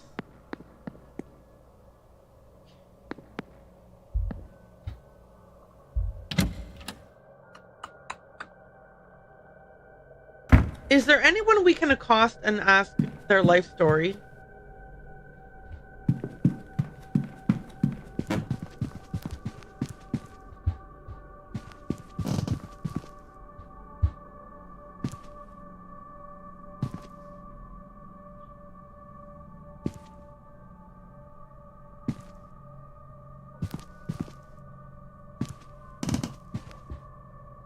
Oh, okay. It's not like a...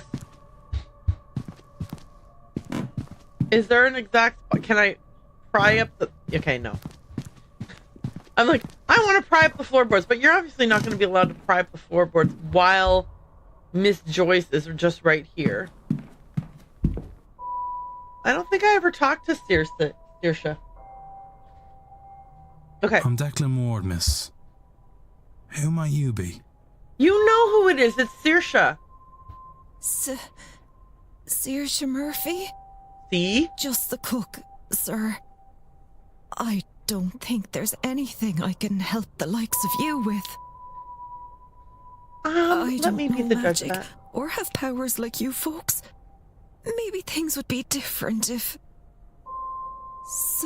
Sorry, sir. I lost the run of myself. Different if what? Different if what?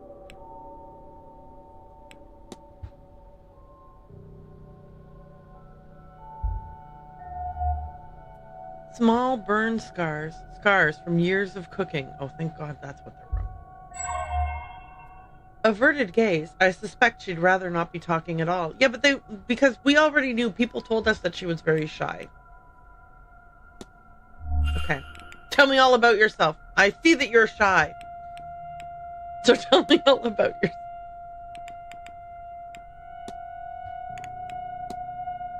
Can you tell me about yourself, Miss Murphy? Oh, not sure if I've much interesting to say, sir. Just the cook, again. I should like to hear more about this cook, miss, if you're all right with that. Oh, well, I'm a little skittish, though Mrs. Joyce says not to point it out, or I'll be easy pickings. But it's only been this bad since, Oh, and I'm too curious for my own good. Mrs. Joyce said that too. Sorry, sir. This is why I usually stop at cook. Yeah, it's all good. Okay. I need you to tell me everything you think about all the different people that are here. I want your opinions on them. What do you think of Miss Dean? Oh, well, it's like she sees the world in a whole new way to us. Like it's made of these threads we'd never see, but she can. Magic just flows to her. She weaves it like it were nothing more than wool around a hook. That's what I've heard at least, sir. Truth be told, I haven't seen her in a while. You think something happened to her? Oh, of course not. Nothing could get Miss Dean. More's like she got sick of... Oh, never mind. You sound quite familiar with her. Had you met her before? Oh, no, we got to talking is all. She's good like that. Doesn't look down on the staff. Miss Murphy. Evelyn Dean looks down on all of humanity.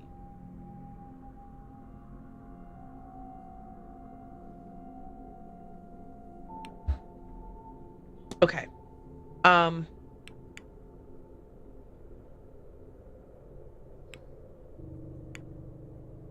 Okay, tell me about him. Do you often speak with Mr. Varley? He's a good man, sir. Kinder than any other I've met. I've never seen anyone else run this place. Oh, I'd never see anyone else run this place. Okay. Joyce, Mrs. Joyce. Here we go. How do you find working with Mrs. Joyce? Oh, she's very nearly a mother to me, sir. Kept me right all these years, though sometimes I worry that... It's okay, miss. Sometimes she may not be my mother, sir, but sometimes I worry I'm not a very good daughter to her. If she knew that, well, it doesn't matter now. Okay. Tell me about Seamus, the drug-addled porter. Do you speak often with Mr. Doyle? I didn't used to, sir, not after that last porter. Well, I wouldn't talk to him for love nor money. I feel awful bad about it now, but I've been trying to be better, and I think I was going to say he's a good man, but no, he's annoying, sir, just in a good way. He looks out for me, and I'd not see a hair harmed on his head. Besides, Miss Dean seems to think he's okay, so that makes me feel better about using my words with him more. Braver. Why do you idolize Miss Dean? So weird. Okay. What do you think of this guy who is clearly a vampire? What do you think of Father Sinnott? Well, haven't spoken to him much, sir, at least for now. It's only, I thought I might ask him. No, never mind. Okay, Saoirse, we know, okay? Yes. You should ask him if he knows what happened to your baby. I agree. I mean, he's not going to tell you, but you should ask him for your own peace of mind. Okay, let's talk about everyone else here. Oh. Ivy. Have you spoken with Miss McLeod? Only a bit, sir, but she seems amazing. Good blood, talented, and still so kind to the staff. We did try to talk once, but, well, truth be told, I got the shakes. Interesting. Victoria Lau. Have you talked with Mrs. Lau? Only a little, sir. Never met anyone from China, or anywhere, really. She seems so nice, like anyone else. You seem to have nothing but good things to say about everyone. Which I guess is a good quality in a person, right? Like, at least she's not shit-talking everyone.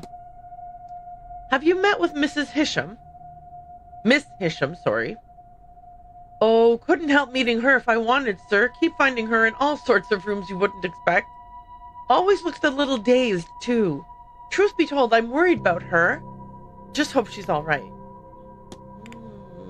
I'm now remembering that at 7 p.m. I need to make my way to the men's changing room. I don't want to forget that. Okay. Simon Coventry. Have you met Mr. Coventry? No, sir, I've not. Looks like he's been having a grand old time, though, with... Well, that's none of my business, sir. Wasn't Evelyn Dean going into his room every other day, somebody said? Cahal O'Meara. Have you spoken with Mr. O'Meara? Was round Ms. Dean an awful lot. Always off gabbing with the angels, she said. Think she was meaning that faraway look he's always got on his face. I mean, the guy is peculiar. Quarantine Quinn. Have you spoken with Miss Quinn? No, sir. She's nose to the books. Wish I could read that way. It looks no harder in breathing for her. Okay. Ines Barbosa, or Ines Barbosa. Have you met Miss Barbosa? We've only talked a little, sir. She's traveled far, braver than I am for sure, but... Oh, but can you believe she's no interest in learning magic? Said magic just means living fully or something like that. Well, is she not right in a way? Well, it doesn't make sense, sir. How can you live fully if you don't learn magic? Is this some universe where everybody believes in magic? Just... Am I the only skeptic? Carmela Montavani. Have you met Miss Montavani? Oh, mostly from afar, but I dare say I'm a little jealous of her. She's certainly achieved some amount of status, hasn't she? No, I mean, what's that like? Seeing the future? I mean, it is a seance that people are here for. Yes, this is true. But she works here, so she wasn't drawn here by the seance. She was already here. What other things can she see? What else can she do? That's certainly a question. Though, is something troubling you, Miss Murphy? Oh, nothing to concern yourself with, sir. So she wishes she had some kind of second sight or something so she could know the fate of the baby. Okay, here's my assumption. The old porter that's not here anymore might be the father of this baby, this mystery baby. And we know that Mr. Varley was like trying to find out from a bishop what happened to the baby, but the bishop was like, I'm not telling you anything. I mean, I don't think he said it in that tone of voice, but that's what I think. Olivia Darcy. Have you met Mrs. Darcy? Well, I brewed her tea once, if that counts. She was reading one of her tales to Mr. Dupree. Wonderful things she does with words. Made it hard not to listen. Okay, how about Mr. Dupree? Have you met Mr. Dupree? Oh, hang on. Okay, no, I still got a little bit of time. Have you met Mr. Dupree? Only a little. He seems a bit sad to me, though. Okay, sorry. He seems a bit sad to me, though he's always got a smile on. Don't know what to make of it. All the way from America, and I'll never in my life leave Connacht. Yeah, but he's sad because he's here with the urn of ashes of his mentor, right? Donald O'Finn. Have you spoken to Mr. O'Finn? Not much, sir. You know he sleeps on the floor instead of in bed. I keep leaving him towels in the hopes he'll at least use those if he doesn't want blankets, but I think I've only vexed him. How you love to vex me, Mr. Bennett. Hazel Erickson. Have you spoken to Mrs. Erickson? She's not the sort who'd really speak to me, sir. Once asked if I'd seen ghosts around here, though. I'd no stories for her anyway, or any I'd like to talk about. But it was nice to be asked. Okay. I'm going to tell a little bit of a story. Story time. So, last time I played this, the first time I played this, I don't think Jason was paying attention. He was off doing whatever he was doing, right? The last time I played this was after he moved his desk from in a, like, this is like a very open space, but his desk was in like an area that had like extra wall. It's not a walled in area that doesn't have a door. It's like an open area, but it's a little bit off this room. And so his desk used to be in that kind of like nook area, but he's moved it now. And now it's like just right over here. Anyway, so the last time that I played this, he was at his desk, but he was overhearing me play it. And I was telling a story about how, well, so Miss Darcy or whatever, right? We were talking, something was happening with Miss Darcy. And I made a joke about, well, I was talking about how in Pride and Prejudice, there's a part that I quote that actually never happened in Pride and Prejudice. So it's that thing that I said about Mr. Bennet, how you love to vex me. So that's like a Mandela effect kind of situation that I have, because it's not in the book and it's not in either of the two adaptations that I've seen, the A&E one from in the 90s or the Keira Knightley one. In neither of those does Mrs. Bennet say, Mr. Bennet, how you love to vex me. But I have created my own memory of that having happened. And it's at the part of the story where Mrs. Bennet and the girls are gossiping about how someone has just bought that manor house that's nearby, right? And they're talking about, oh, what the hell's the guy's name? Well, the one who ends up marrying the blonde sister. Anyway, Jane. The one who ends up marrying Jane. So they're talking about how he's there and how he's, and the Mrs. Bennet wants Mr. Bennet to go meet him because then he can contrive reasons why the guy should meet the Bennet daughters, and then hopefully he'll marry one of the Bennet daughters, and then the Bennets won't be destined to be like destitute and in the poorhouse. And the whole reason why they're going to be destitute and in the poorhouse is because Mr. and Mrs. Bennet do not have any sons. And the inheritance laws at the time were like, oh yeah, like if you don't have any sons, then we're going to find your closest male relative, and then he will get your stuff when you pass away. And so the Bennets have like 4 or 5 daughters. And, Jane, Elizabeth, Lizzie. Yeah, I think it's 5. And so they're like worried that if Mr. Bennet should die, that the whole family's going to have nowhere to live. So they're like trying to find suitable husbands to marry their daughters off to, because then hopefully at least one of them will marry someone rich. And then the rest of the family will be taken care of just by virtue of you probably wouldn't let your wife's sisters starve to death in the streets, presumably, right? So anyway, she's like all worked up about this whole thing, and he's like reading a newspaper or something like that, and he's like, yeah, whatever. And then that's when she's like, she starts getting agitated and is like, you're just trying to make me upset by pretending that you don't care about this, even though this is super important and you should care about it. And so that's that whole thing. But yeah, my Mandela effect is her saying, Mr. Bennet, how you love to vex me, when in fact she does not say those exact words in that exact way at all. Okay, we're back, and it's time to ask this lady some more questions. We've asked her about all the people, and we haven't even met. Look at, there's 1, 2, 3, 4, 5, 6 people we haven't even met. Oh my god.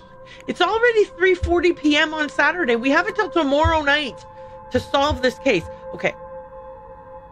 Oh shit! I have to ask Mrs. Lau about the washerwoman.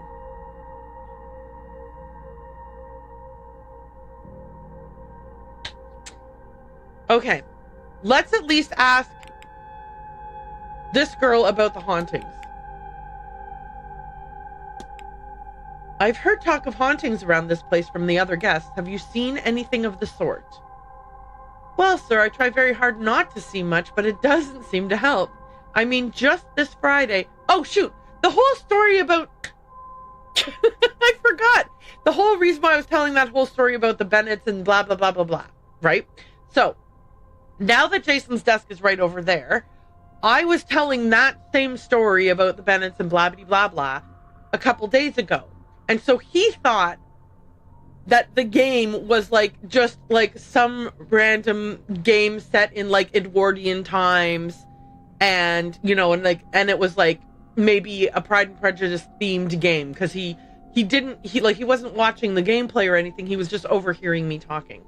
So then when the whole thing happened with the angel statue in the basement, and I was like, ah! He was so surprised. It was like, what the hell? How are there jump scares in this Pride and Prejudice game? And so that was the story I was trying to tell regarding ghosts and hauntings and everything else. That, like, Jason was surprised to find out that this game had ghosts and hauntings in it. So anyway, that was a long way to tell a short story. You're welcome for my my intricate weaving of words for you. Okay. Well, sir, I try very hard not to see much, but it doesn't seem to help. I mean, just this Friday. Well, don't go to the fire pit in the hedge maze, right, sir? Oh, you know that I'm going straight to the fire pit in the hedge maze. Wait, did I pick up those matches? Wait, are you allowed to pick up stuff and then use it later? Because I know all about the fire pit. Oh, I know all about the fire pit.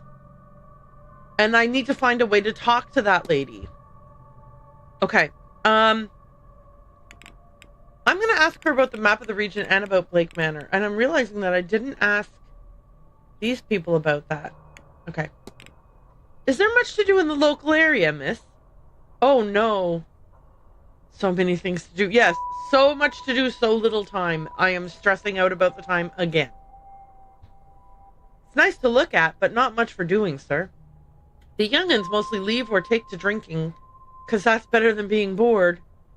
The mountains are fierce beautiful, though. Miss Dean told me they're even prettier up close, you know.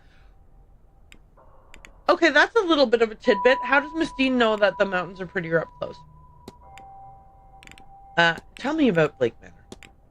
How do you like working here, miss? Oh, it's home to me, sir. Mrs. Joyce, Mr. Varley, you know how you can love people so much it hurts. How I feel about them, sir. Oh, she's such a sweet girl. All the staff, really. This place has its ups and, oh, definitely downs. But I'd not leave them for the world, sir. Oh, she's so sweet. I'll leave you be. I'm out of here. Bye. Oh, I should close the mystery of who fought with Miss Dean. If I can form a hypothesis, I will learn something useful for my investigation. Huh. Okay, do I have an opportunity to ask her about the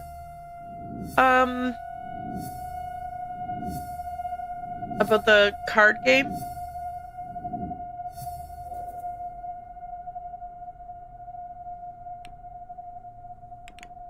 Investigate Miss Murphy's quarters?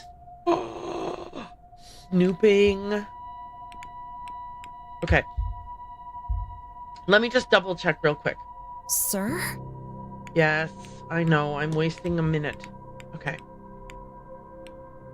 I already forgot what I was going to ask her about. Oh, hang on. I'm going to ask her about this. Seems one of the stall doors in the stable had to be fixed recently. I wonder what happened. Mr. Hunter would know more than me, sir. Damn it. Waste of a minute. Okay. Card game. Would you or Mrs. Joyce ever have washed clothes? What? Oh, god damn it. I clicked the wrong thing. Okay, it's fine. It's fine. Everything's fine. Sorry for my liberal use of swearing. I'm It's just 1 minute. It's 1 minute of many. Would you or Mrs. Joyce ever have washed clothes in the fountain? What? Why would anyone do that, sir? Even if the laundry was broken, there are bathtubs and sinks across the place. No sane person would be doing that, would they? Maybe no person at all. If you'll pardon my bluntness, sir. Gee, can you be more spooky? She needs to have a flashlight shining under her when she said that. And when they looked the next day, there was a hook on the car door, you know? Okay, sorry. Bridge game. Did you attend this week's bridge game? Not sure what that would have... Oh, not sure that would have been proper, sir. Could you imagine? It's all battling with your wits and dancing with the patterns and making squeeze plays and devil's coups and... Well, Miss Dean made it sound really exciting, but then she's played with champions, sir. It's too bad she didn't attend. Oh, she wasn't there. Oh, so that's a red herring?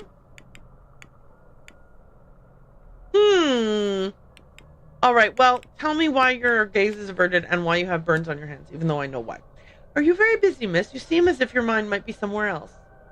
Sorry about that, sir. I've had a hard time asking it to stick around all day. I like the nervous laugh. Oh, that's all right, miss. I was worried that I might be making you uncomfortable instead. No, sir. Okay.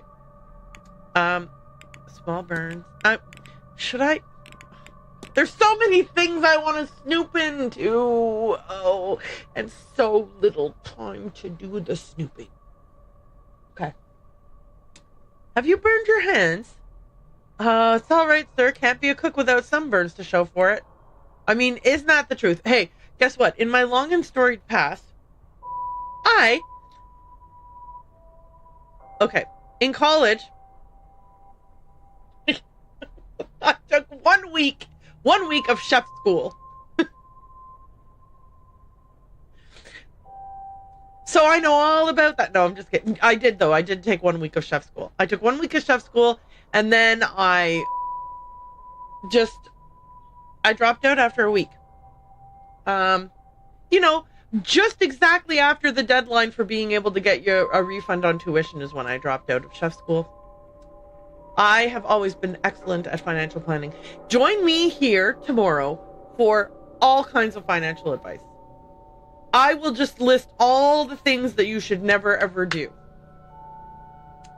Thing 1, if you're going to enroll in a college program, make sure you actually want to do that college program. And if you do decide that you don't want to, withdraw before the deadline to get a refund on your tuition.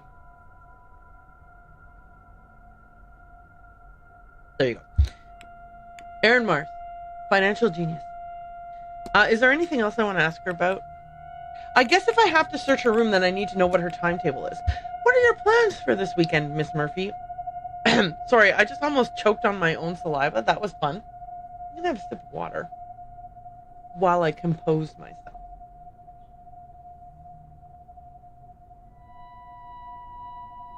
Okay. I looked up at this and it was like, ah! It's all right, sir. That's not what it... Anyway. What are your plans for this weekend, Miss Murphy? Oh, only cook's plans, sir. Some housekeeping too, us being so busy. Tomorrow is much the same. I have mass first thing. Okay, cool. I know when to sneak into your room. Then more work, sir. Nothing exciting. Sorry. Your séance, I'm sure that will be exciting. Okay. Is there anything else I want to ask her about before I skedaddle? Let me go over to all.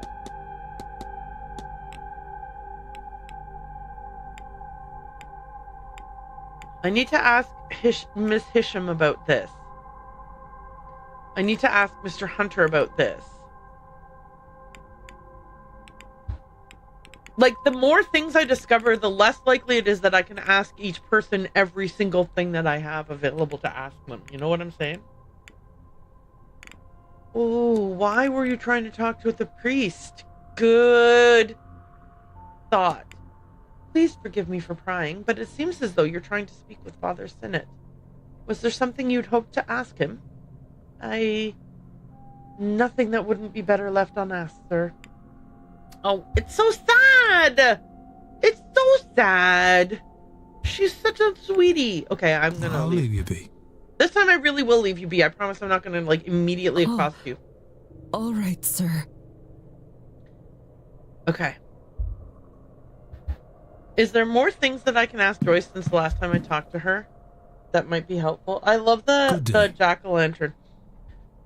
Hello, sir. Anything I can do for you? Okay, what have we got that's new? Okay, don't click it again. Calm down. Simmer down. Doyle's doping.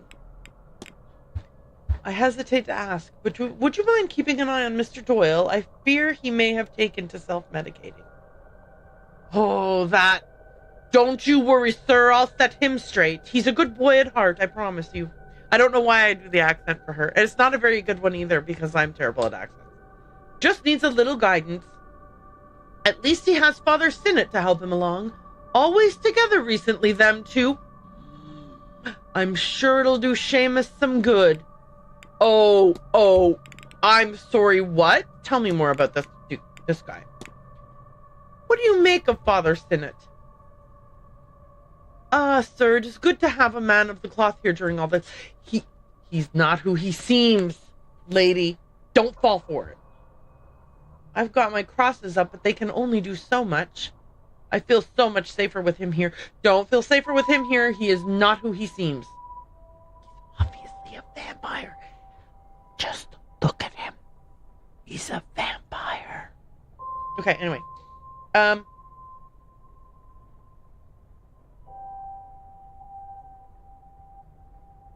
It's like God himself sent him to keep my soul during all this. Oh, he's after your soul, all right. What? How awful of me, right? Because, this is what I'm basing my whole entire thing on.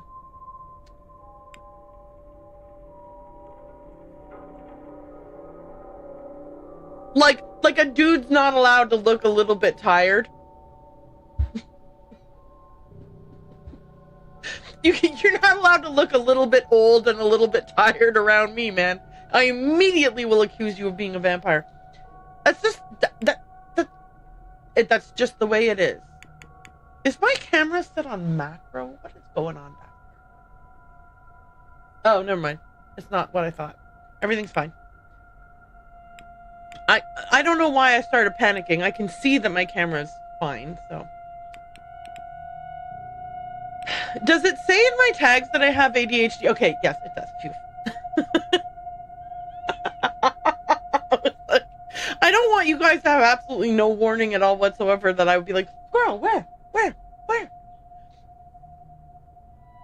Let's ask her about the bridge game. I understand there was a bridge game held on Tuesday. Yes, not that I'd know about it. I left some bottles and glasses out the night before and saw myself out. Why didn't any of you stick around to spy on them for me? Anyway, if they can flirt with the devil, they can pour their own drinks, I'm sure.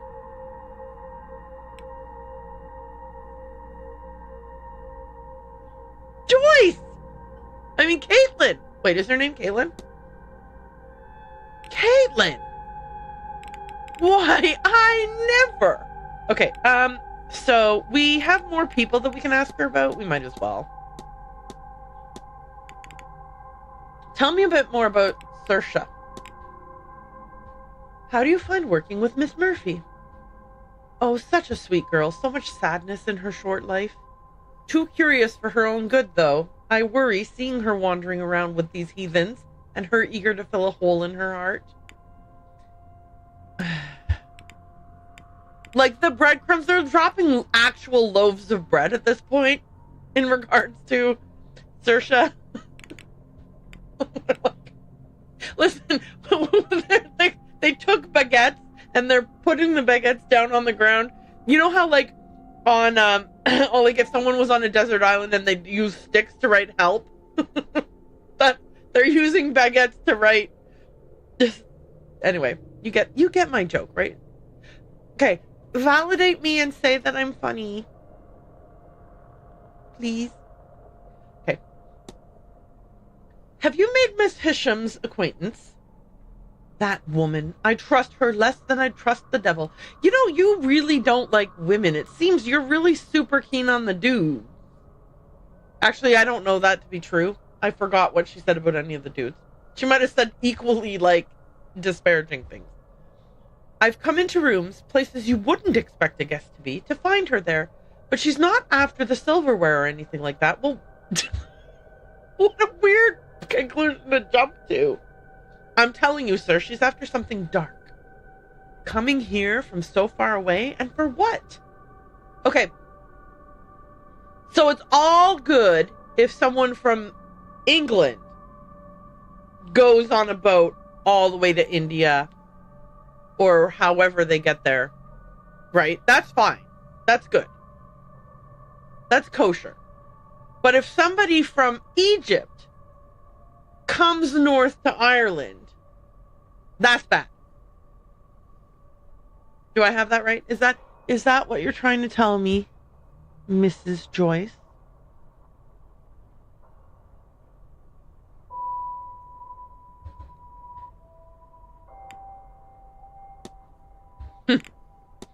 Ivy McLeod. Oh my god. Guys, I saw a little movement in the corner of my eye, and I was absolutely convinced that there was a bug.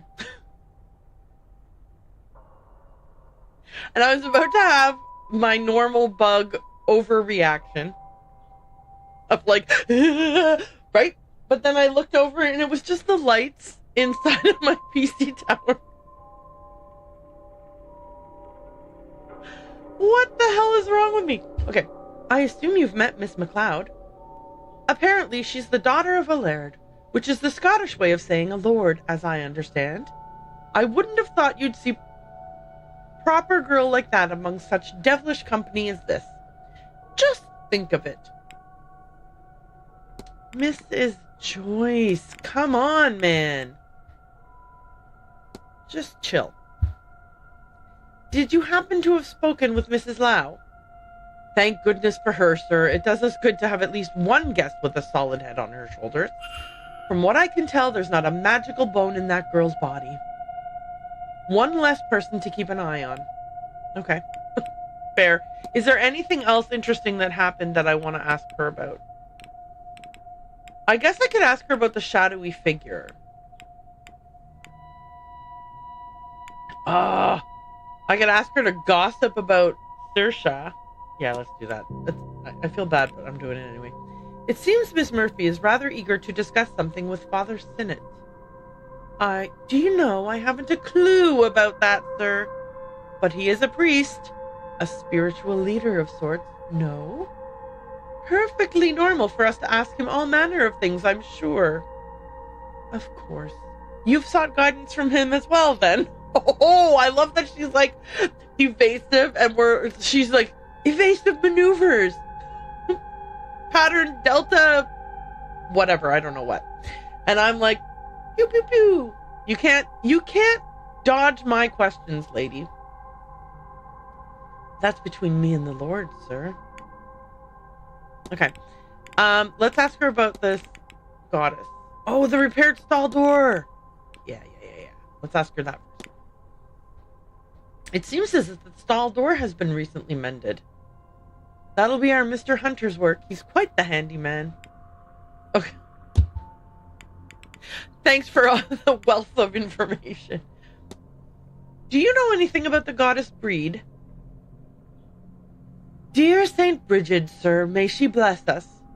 You know, I think she's always been there for me. I never feel more at peace than when I feel near her. Okay, thanks for that. Oh, dang it, I'm at the next hour. Mrs. Joyce. I wasted the whole time. I didn't waste the whole time. I got lots of answers, but... God bless you, sir.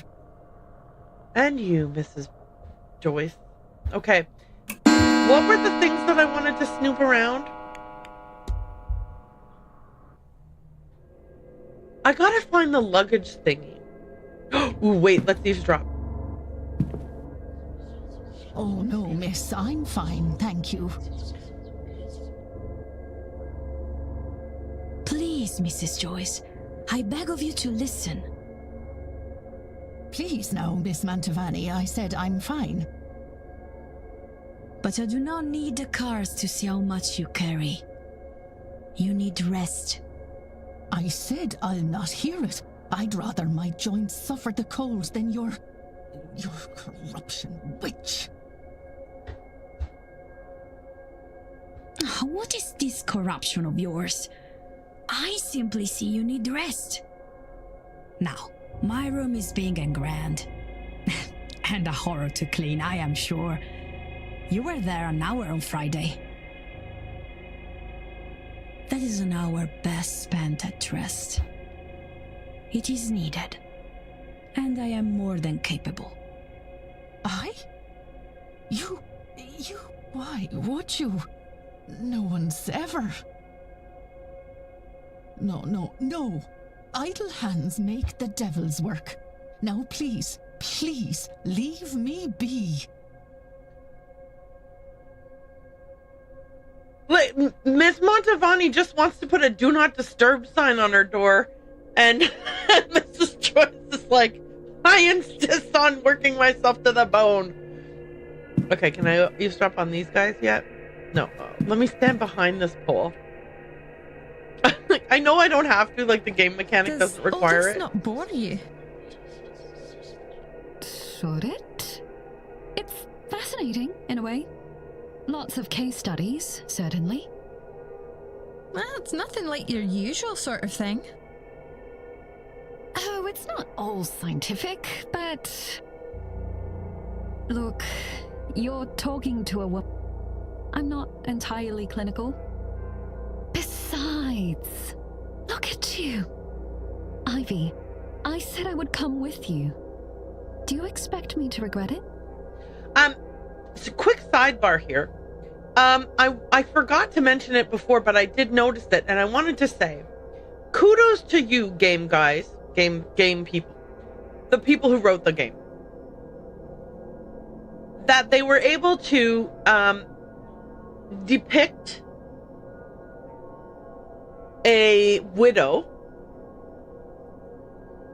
having a strong a strong love or tie to her deceased husband, and also still be in maybe a new relationship. Like, good job on them making it clear that just because a person has moved on to a new relationship after their spouse has passed away doesn't mean that they stopped loving their spouse, or that it's disrespectful to their spouse.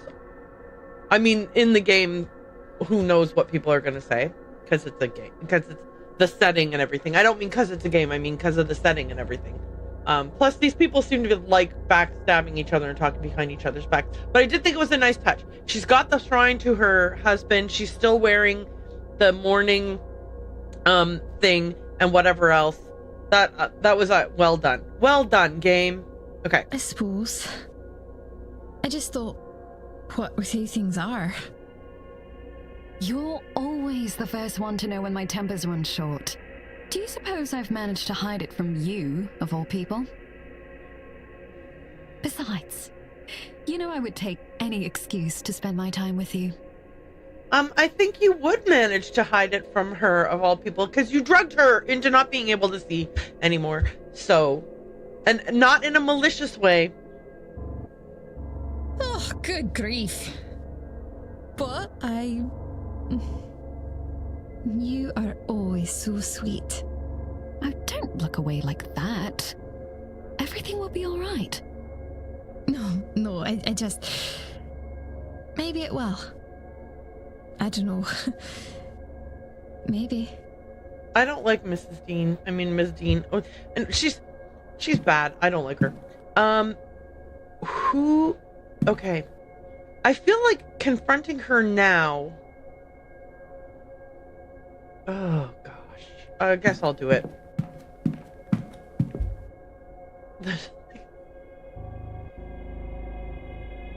Okay. Hello, Mr. Ward. How are you? I'm here to ruin your day. Your goal is to find a fiancé to cover up your relationship with Mrs. Lau. Shush! Not so loudly. Yes! Thank you for admonishing me. I don't know why I am such a rude jackass. Oh, but look at me. I don't want things to be like this. I feel awful doing this to Victoria. I bet. As long as Miss Dean has her evidence, we are not safe. Ooh, We'll side be quest, side ruined quest. if she decides to share it. Ask me to help find it. So, all I can do is try and mitigate the damage. Even if that means... I don't want to talk about it. I get it, totally. You don't want to marry that Please, douche. Mr. Ward. You can't tell anyone. You can't. Please. We will be doomed. Don't worry, miss. I won't tell a soul. I hope Mrs. Lau is handling the situation well. She's wearing noise-canceling earbuds right now. Well, she's more calm than I. What will I do without her? I do hope Miss Dean doesn't succeed in driving us apart. Oof. The only way I can see that happening is if we somehow get those awful materials and burn them. There is no other way to be free from that horrible woman's grasp. She really is a horrible woman. Okay, let me talk to you. Hello? What brings you? Can I form a hypothesis about her with what I have? Victoria Lau's goal is to hide her relationship with Miss McLeod by... Oh, shoot. Robbing Miss Dean? Oh. Drugging her so she can... I think it's rob Miss Dean. I don't think she really wants to kill her. I think she just wants to rob her. Oh, god damn it, she does want to kill her. Shit! I really wanted her not to want to kill her. Guys, I really wanted her not to want to kill her. Okay, we gotta get out of here then. I'm upset. No, Victoria, be good. Okay, let's go see if we can find... Do I even know where the luggage lockers are? Ooh, let's eavesdrop on them. What do you mean the forge isn't set up? I sent word ahead. I'm sorry, sir, but our telegraph machine was not working, so we must... Gods no, I didn't telegram. Terrible yoke. Wouldn't go near one. No, my cousin only came by a few weeks ago and told you. Do you know who we spoke with? Mr. Varley sounds like... Do you know who he spoke with? He sounds like... I don't know. Oh! He sounds like Alan Rickman in Galaxy Quest. By Rathgar's hammer. You know what I mean? How would I know that? Do you think he walked halfway across the country to give me a thumbs up?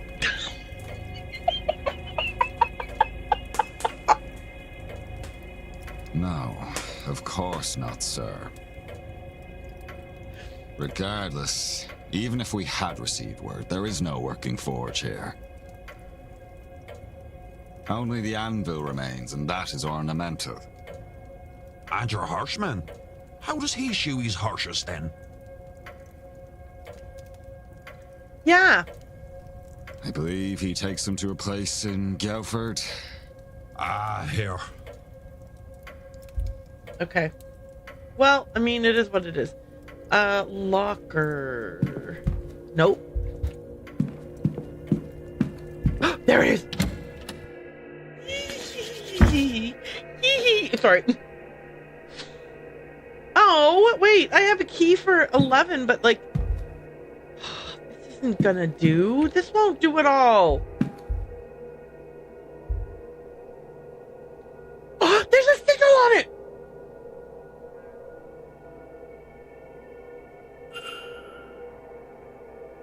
Oh, you won't? Okay, I need to know what the sigil is before I can talk.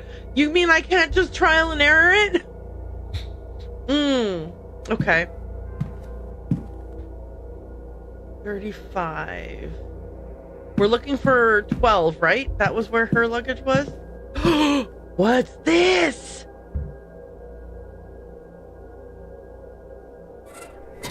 I didn't even have to look first.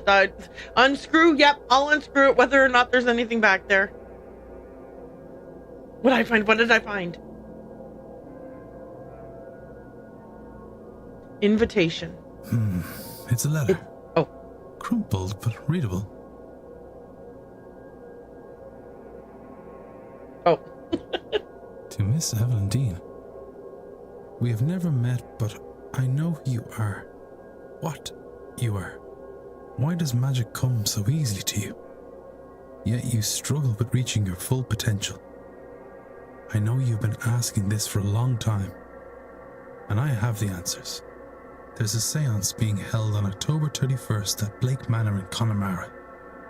Believe me when I say it will change your life forever. There you can unlock your true potential, your true destiny. Power is for the deserving, Evelyn. Do you deserve it? It isn't signed.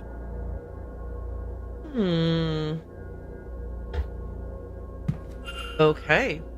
So, locker...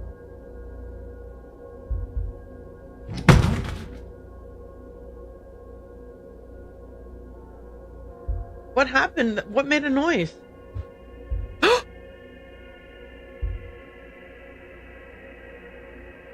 Did a ghost make the luggage fall? Wait, now I gotta stand up and see. Where did it fall from?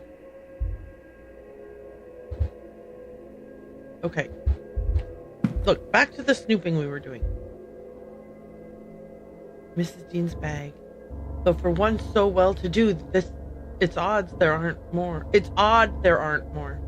It's empty. Likely she had unloaded everything to her room before. Oh, stop clicking indiscriminately, Aaron. I have found what she was trying to hide, the invite in the vent. There's nothing else for me here. What about the evidence about the ladies?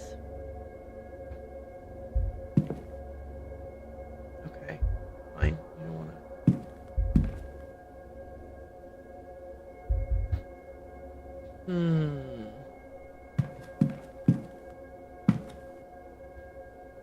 Okay, so I still have a locker key. Oh, the frickin' changing rooms! Dang it! I forgot there are changing rooms. Okay. Hang on a second. Did you see how that guy's staff just teleported? Like that? Okay. Okay, it's only 4:05. I've got lots of time to go and see if I can sneak into the change rooms. Ooh, wait. Mrs. Joyce, do you have the master key for the southeast corridor?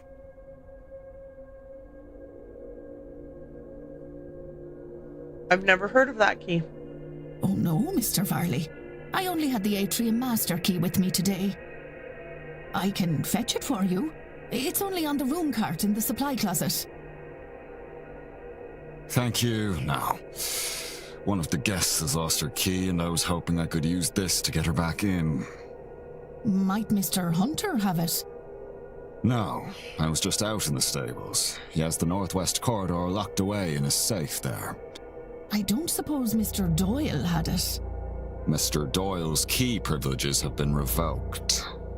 Oh, I forgot he locked the southwest key in the basement storage. Has he not gotten that out yet? No, he claims he can't find a way through, but I'm telling you what I told Mr. Hunter. Do not do it for him. And that is not all. The fool also lost the Northeast Corridor Master in one of the unassigned rooms. What? What in the heavens was he doing in there? Drugs? I do not know, but I doubt it was cleaning. When you have time, perhaps you would see if you can find it, and clean up anything he's done. Oh, Mr. man. Farley, I've had it up to here with that boy. I'll get to it as soon as I'm done with my morning chores. Morning chores. Y'all. I appreciate that. I would also appreciate some decorum with Miss Mantovani. She's the Marquess guest and the host of this séance, which you know is important to the future of this manor. Once this whole business is done, she and the rest of the guests will be moving on. It is only a few days' decency, Mrs. Joyce. Okay. Useful information to have. I've made note of it. Yeah. Oh, God. Many doors require a key to open. Keys can be found by exploring. Where to... Sorry. Time is not passing just because I'm reading this note. Many doors require a key to open. Keys can be found by exploring. Where to explore is guided by the note you just took. Press 2 to access your records and examine the note. I don't need to examine the note. Oh, never mind. I have to. Okay. A note on master keys. I overheard the manager and housekeeper talking about the location of master keys. The southeast corridor key is missing. The atrium key is in the supply closet. The northeast corridor key is in one of the unassigned rooms. The southwest key is lost in the basement. The northwest corridor is still securely locked away in the safe. No wood. Sorry. That's not true. I have that one in my pocket, don't I? Okay. Let's get the hell out of here so that we can go find keys. Okay, step 1. Spare room.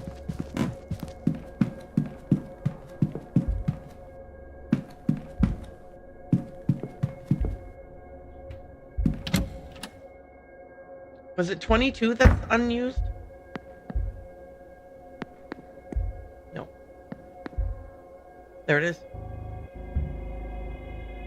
Yeah, blah, blah, blah. Get in there and find the key. Okay, wait. If the key was in here, I would have found it the last time I was snooping in here.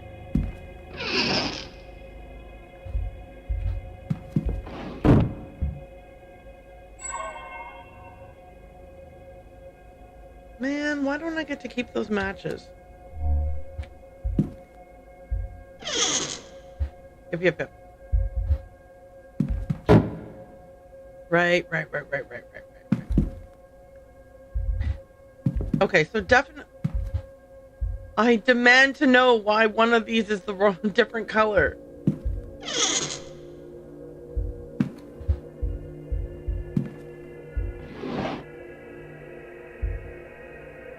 Right. Okay. Okay, this isn't the one. What other rooms were unoccupied?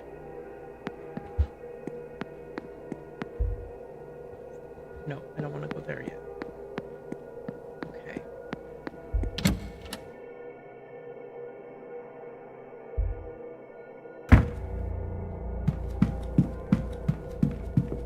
I already looked in room 2, right? So maybe I shouldn't look in the same rooms I've already looked in. Okay, so there's another unoccupied room that I have to go snoop around in. I can't remember what it is.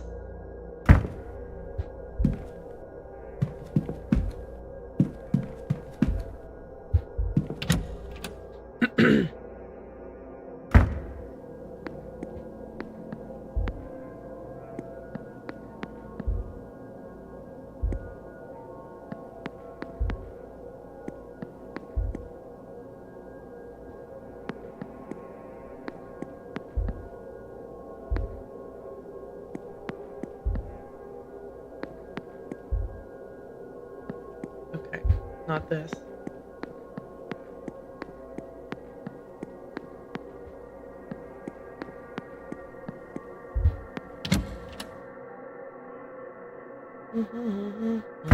I know I have a map, and I should have looked at my map, but I didn't. Oh, here it is! Yeah, whatever. I don't care.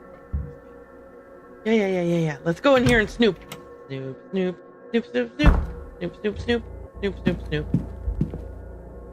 The fireplace has it. What? A cobweb. This place hasn't been dusted for a while.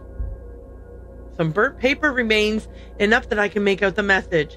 Meet me in room 7 after your bar shift and steal us some wine. Oh! Who sent it? A pile of old ashes. Who sent it?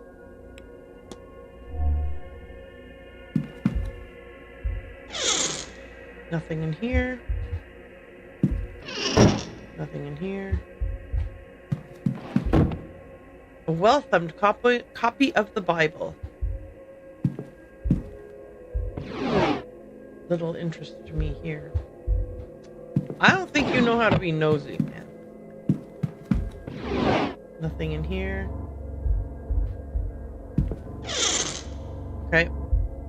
Time to look under the bed. Key! Northeast corridor key. Oh, more things to look at. Looks like it's been a while since this bed was moved. One of the floorboards is coming up here, but it's still secure. Please say that you're going to let me push the bed anyway. I'm not sure that this is Mrs. Dean's room. What? I never thought it was Miss Dean's room. Why are you acting like I think it's Miss... This has been recently moved, but I see no sinister reason for it. I heard a loud noise. What made that loud noise?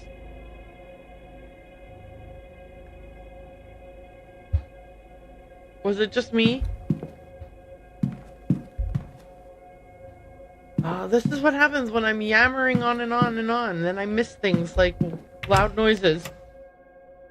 Okay. Okay.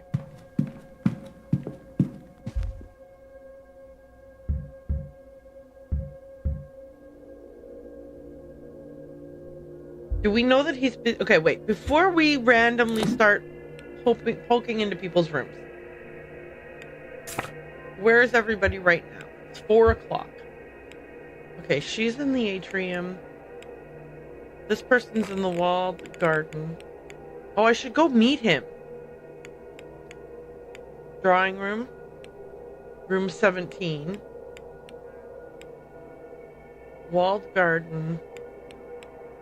Bar. Lobby. Okay, but if I try to go into his room, he might be in there.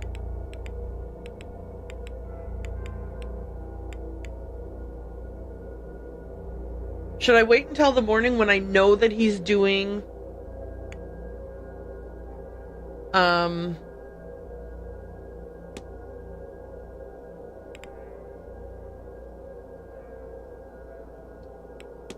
the thing, the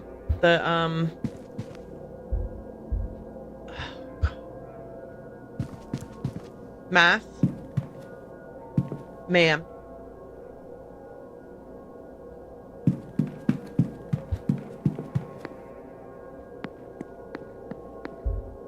Bathhouse is closed. The sign says it's closed for the winter months. If this key is for a locker in the changing rooms, Ms. Dean must have found some other way inside.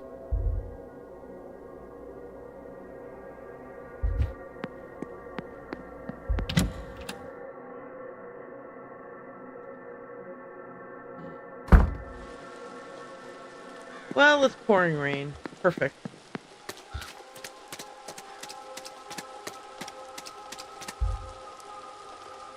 Okay, I had this treasure map. Started autumn. Right? And then it was like 1, 2...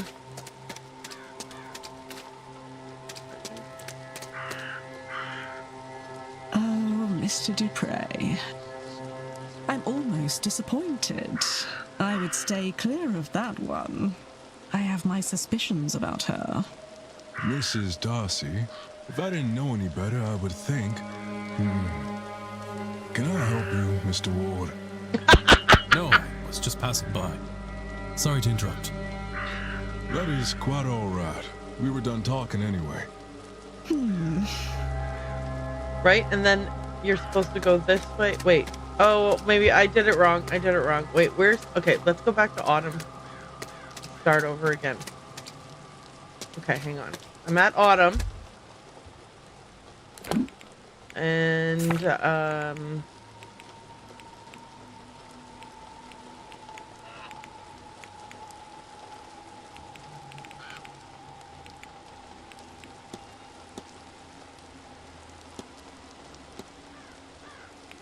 okay.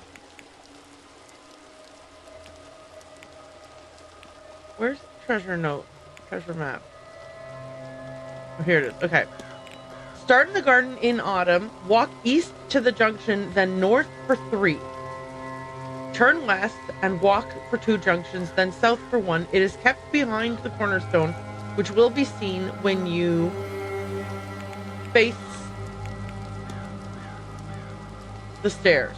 Okay, so it's east, north. Okay, east 1, north 3, west 2, south 1. Okay, but I'm doing this wrong. I just know it. Okay, because walk east to the junction, then north 3, 1,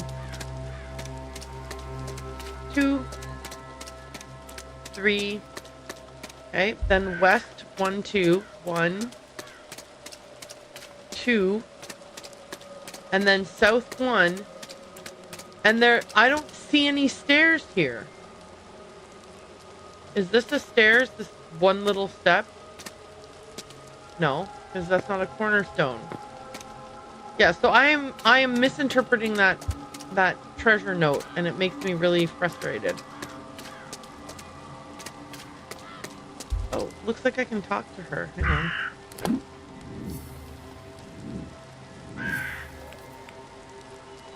She does not seem impressed with something. Oh, right. I need to do the thing. Okay. Can I make a hypothesis? Olivia Darcy's goal is to murder every Miss Dean as revenge for the affair. Oh, wait. Affair is not available? Oh, wait. Sorry. Affair that occurred while she miscarried.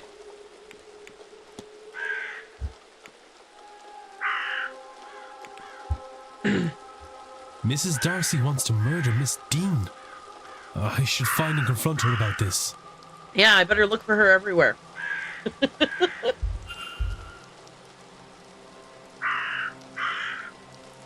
Mr. Ward, you've come back to me. I have to confront you. Oh, I have to read that. Sorry. Your goal is to murder Miss Dean as revenge for the affair that occurred while you miscarried. What a dark horse you are, Mr. Ward. But for what purpose? Why go to all this trouble? Would you mock me? Or do you mean something worthwhile by it? I confess. I killed my husband. I did. It seemed to me there was nothing else I could do. Ma'am. Everything he put me through. I saw nothing but red until he was cold in the ground. And then I thought, ma'am, it wasn't only him who wronged me. Why are you confessing to me in front of Mr. Dupree? She must have known. Our Evelyn Dean. I don't know why I clicked the button for her to keep talking, whilst also talking. So yes, I came here under his name, intent on finding her. To this forsaken backwater on the west coast of nowhere. To do something terrible to her. But now, don't think I wish as much vengeance as I thought. But since I've been here, I didn't really believe in ghosts and magic before all this, you know. But I'll tell you this, I do now. My husband is haunting me. I don't want vengeance, but I do want to be rid of him. And maybe he'll be content if he has her for company. If that is what it takes. That does not seem like a good idea, ma'am. Well, there's no need to resort to such things, Mrs. Darcy. Let me see if I can do something about your husband. Chance would be a damn fine thing. All right, well, we'll see what we can do about that. An exorcism? Holy crap. Okay. Does this give us an opportunity to ask her anything new, though? Mr. Ward, you come back to me. She seems excited to see us. Just like, I just accused you of murder, but now I'm back to ask you a couple questions about a washerwoman. Ooh, the bridge game. Were you at the bridge game on Tuesday? Indeed I was, and I got roundly thrashed, so I don't want to speak any more about it. I'm sorry, but I must ask, did many attend? I suppose I will say that we eventually managed to convince the doctor to play after no small amount of badgering. He was a good sport about it, and surprisingly good at the game itself, come to think of it. His aunt was there too, of course, as was Miss Quinn, Miss Barbosa, Mrs. Lau, Mr. Coventry, and of course the Marquis. Marquess? Marquis. Do we know if she's going to the seance? Do you suppose the seance will be successful? I would hope so. It's a long way to come for a failure. But I'm sure all these experts, how hard can it be? I'm still struggling to understand the significance between asking a medium to tell me a ghost's name and asking the ghost itself. It's all the same to me as long as the ghost leaves afterwards. That's the part I'm interested in. Oh, she would like to speak to her husband to ask him to kindly depart the premises. Okay. Do I need to ask her about anything else? Maybe like just the exorcism thing. Oh, hang on. I can ask her, Dupree. Yeah, perfect. Okay. I shall ask around and try to find a way to exorcise your husband's ghost from you. Please, I like ghost stories in books. In reality, less so. This place is positively crawling with experts on death, so hopefully that was what I'm about to do. Good day, Mrs. Darcy. Good day, Mr. Ward. Mr. Dupree, can you help me exorcise a ghost? Hello again, my friend. Okay, we'll talk about hauntings. I've heard a lot of talk about this place being haunted. Have you experienced anything of the sort? Oh, the manor is haunted, all right. There's souls around every corner. Some are more upset than others, but none of them are doing very well. They wouldn't be here if they were, after all. There is whispering in many of the rooms if you just listen for it. They'll be kept here by some fetter, some unfinished business, or important artifact. The question is what that fetter is. Yeah, they need to be unfettered, you know? Okay, bridge game. Did you attend Tuesday's bridge game? Almost, but the lovely Miss Mantovani offered me a reading. How could I refuse? So I skipped the game. I already know who was at it. She told me. Tell me about fetters. What do you know about fetters? Chains, Mr. Ward. Physically, yes, and spiritually. A ghost can no more escape its fetters than we can chains in a cell. Unless, of course, there's a key. Fetters are impermanent, then. Can they be undone? Oh, yes. Some spirits simply need release their sorrow. Many need help to do so, but some ghosts are chained to worldly objects. In those cases, permanence is likely the intent. You're saying fetters can be made? I've made them, Mr. Ward, though only ever as a last resort. Oh, I wonder if that's what that horsehair thing is. I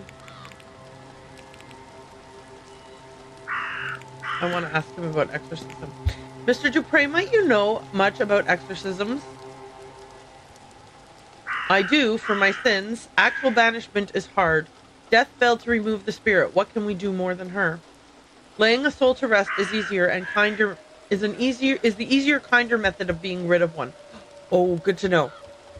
But when that is not an option, which is often the case with angry spirits, then we trap a soul and take that fetter to a faraway place.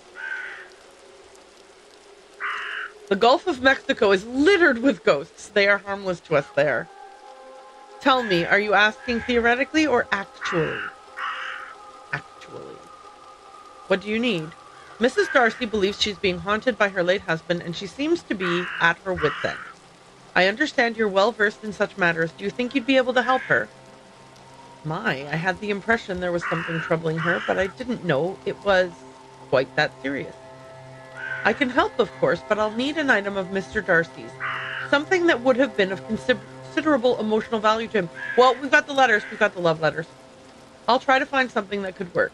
Let me know just as soon as you have. It'd be better not to let this linger. Okay, so can I just say to him the letters?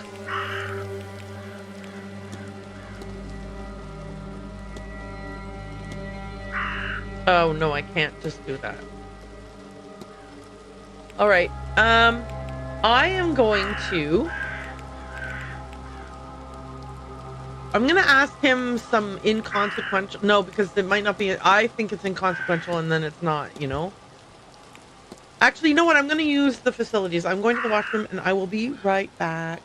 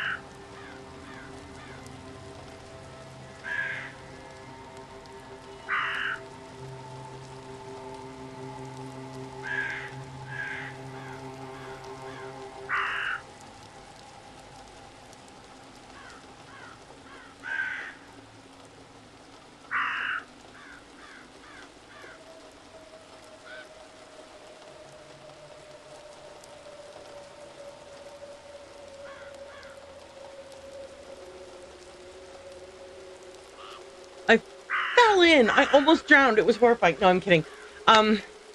It is, my timing was terrible. Someone else was using the bathroom, and I had to wait.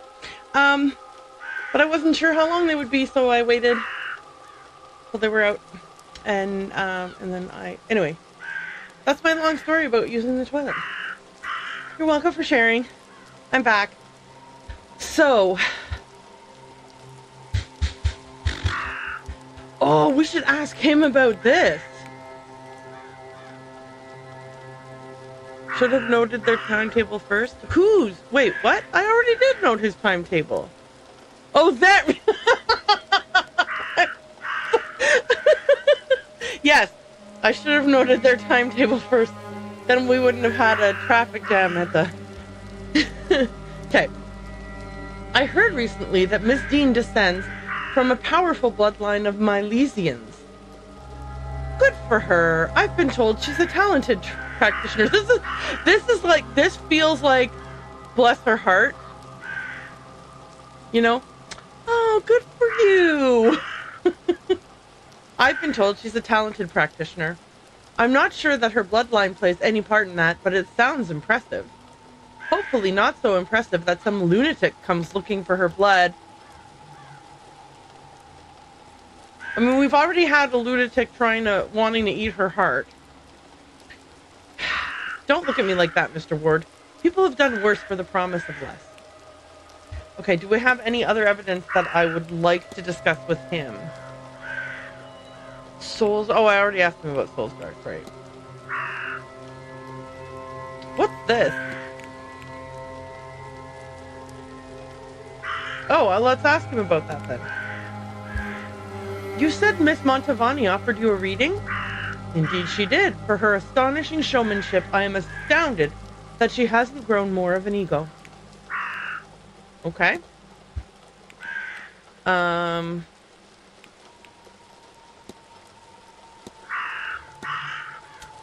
Well, there's a bunch of people I never asked him about. Shoot.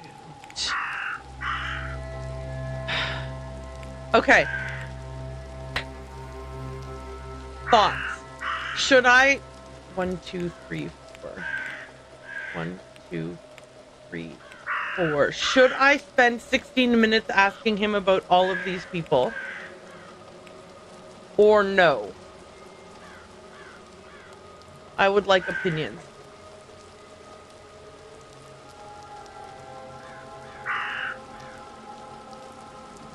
What would you do?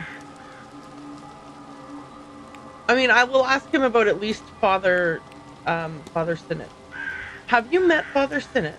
I have, many times, in many places. Oh, I love this next line.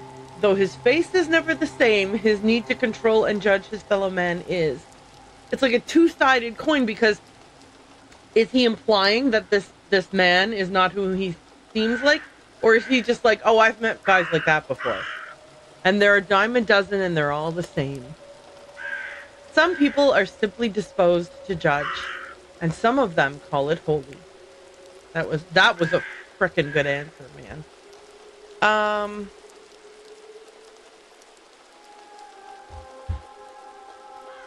Can you not scratch at my chair? Stop it. Stop it. So rude of you. Sorry about that. That was Cassie. Cassie has lots of scratching posts at this part of my chair right here. She is so infuriating. Do you want to come and say hi to your fans? Come here. Come here. Run over here.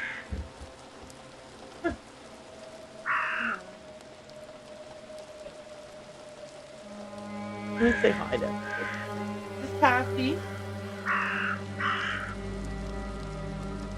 She's a very loving girl. She's so good. We love her so much. She's my baby girl.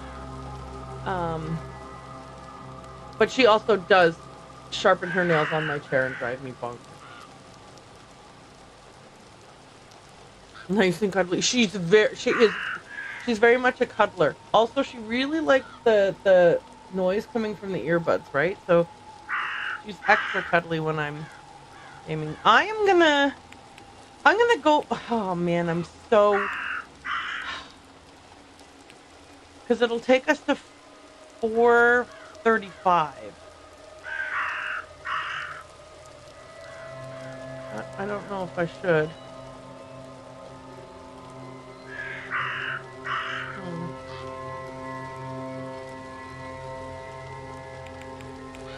Maybe I'll come back to him later. I've taken enough of your time.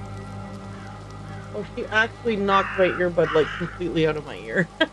Okay, go sit on your tray. She has like a little I have like a special desk-mounted cat bed thingy, so that she can supervise me while I'm working. Not at all, Mr. Ward.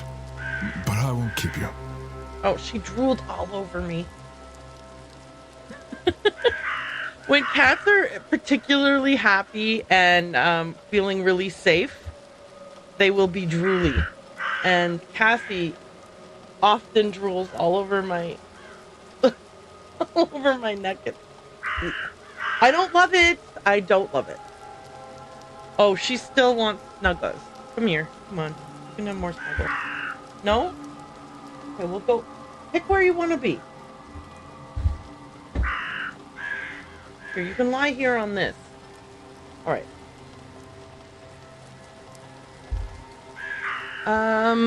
Yeah, so I am not doing the, I'm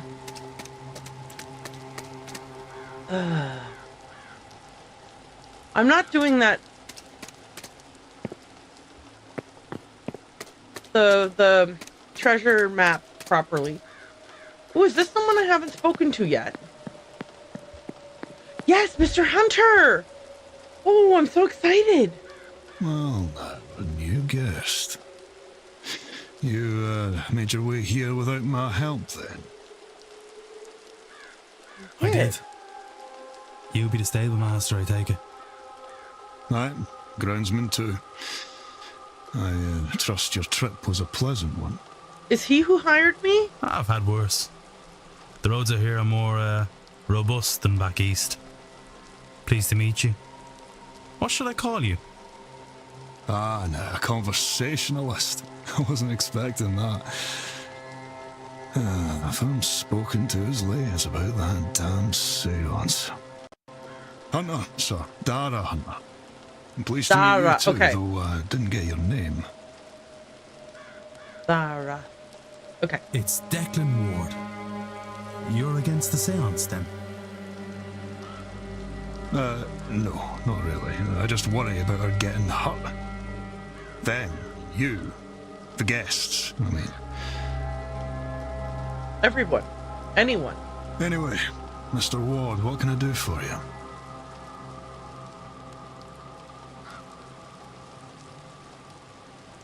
I was blind for a moment there. Can I analyze you?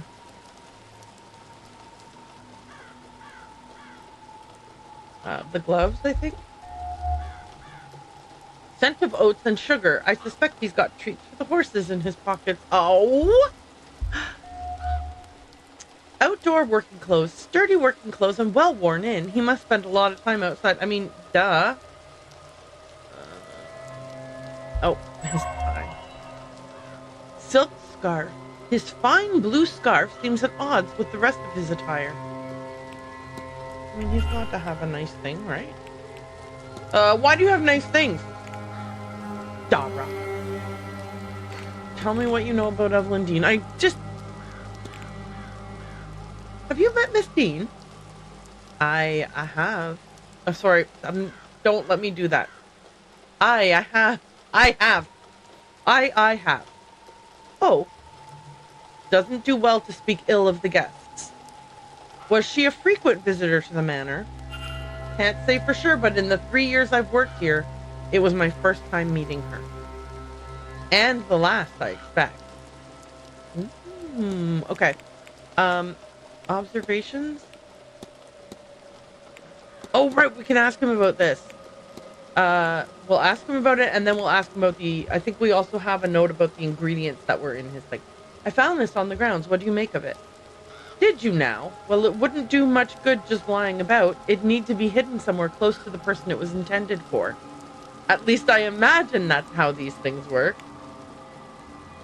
Okay. So, can I ask you about the fact that I found the strange materials in your stuff? Do you know much about witchcraft and magic, Mr. Hunter? Well, I wouldn't call it witchcraft, but I have my own way of things. There's a long tradition in Scotland of knowing how to bring a person good fortune or ward off evil. Things you can make to that effect and the like. Okay. The ghost at the fire pit. Have you ever seen a woman's ghost by the fire pit? I caught a glimpse of something, all right. Only recent, mind. She's not been there long. That I know. Miss Mantovani is spending a lot of time out there attuning to the site or something. Maybe you should talk to her. Thank you for that piece of advice. The repaired door. Do you have a fix? No, did you have to fix one of the stable doors recently? Lottie got spooked and kicked the latch clean off the door itself. She was in quite the mood. They all were, really. There's no spare stall either, so I had to get one and fix it in place. It's too cold to leave them out in the pasture. When was this? Did something cause her to get spooked? It was Tuesday just gone by. Can't think of what set them off. Wonderful creatures, horses, but not always clever. They'll frighten at just about anything. Rabbits, birds, puddles. Ain't that the truth? Bridge game. I hear there was a game of bridge on Tuesday evening. Oh, I wouldn't know. That sort of thing's for guests and the staff serving drinks. And I, as I'm sure you can tell, am neither. No, I was still outside trying to get the stable door done before the night chill set in. Okay, so the door broke earlier in the day.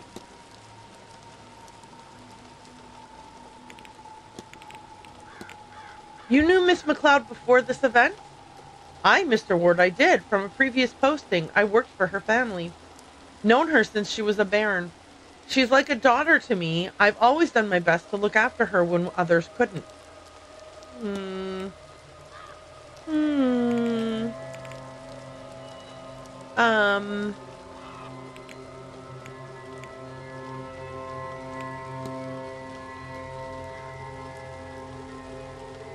Oh, he said something. Mr. Hunter claims he was working on the stall door on the night of the bridge game. You said you were repairing the stable door on Tuesday evening? It would have been Tuesday. Had to do it right when it was broken. Saved me from making up another stall. I think I missed some meetings for it. The horses have my best interests in mind. Okay, that's funny.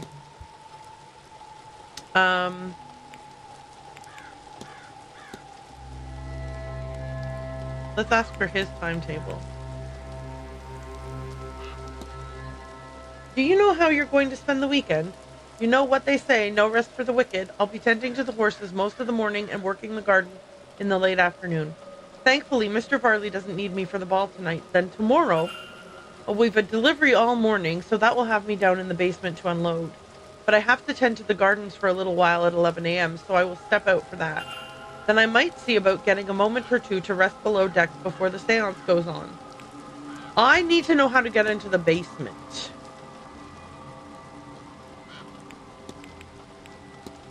Miss McLeod mentioned she has a photograph of the two of you. She does she? God bless that girl for keeping it all this time. Must have been over a decade since that was taken. Okay, so he seems not really to have too much. That I mean, there's so many people to ask about, but there's so little time. I wanna... I'll be off. Right, yeah. Okay, I want to, Oh wait, can I figure out his mystery? Does he really have a mystery?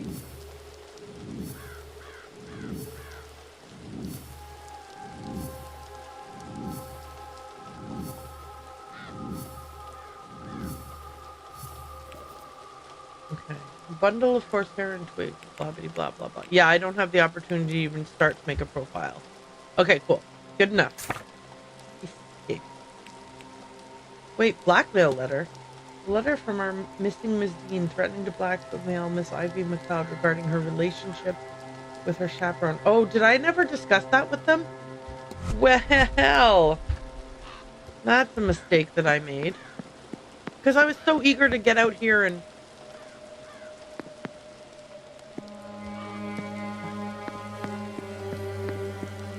Sorry, I am obsessed about this whole stairs thing.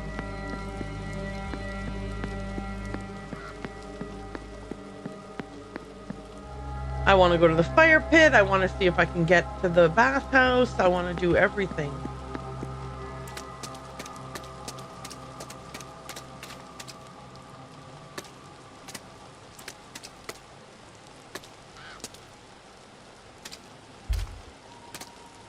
Private residence.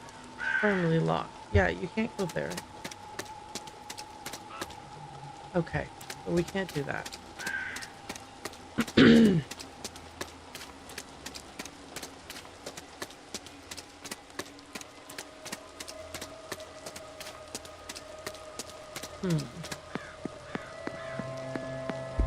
Wait. Is there a window it can climb in? This leads to the Blake residence. Okay, no. That's not gonna work.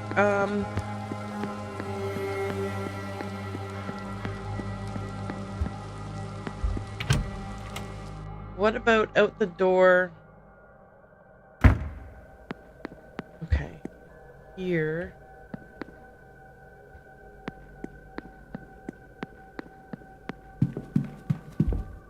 Oh, hold on.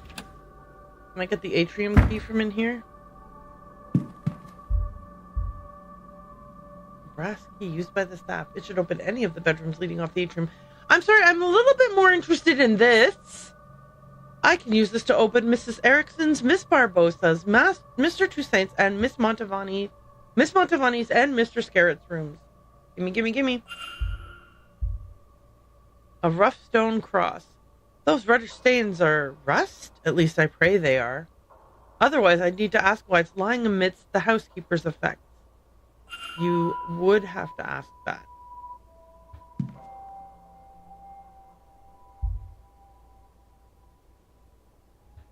Boop, boop, boop, ba-doop, boop, boop, boop, boop, boop, boop, boop. Oh, what's this?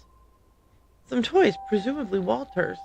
Lettered blocks, a pull-string dog, and an encyclopedia of undead creatures with vampires bookmarked. That kid's obsessed with vampires, man.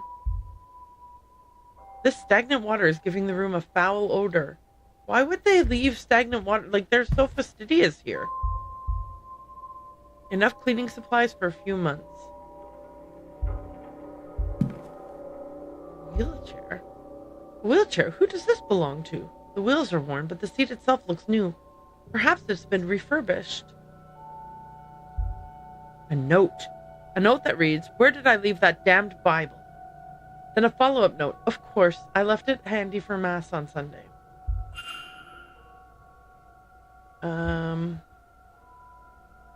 What's this? What do these symbols mean? Is this a combination?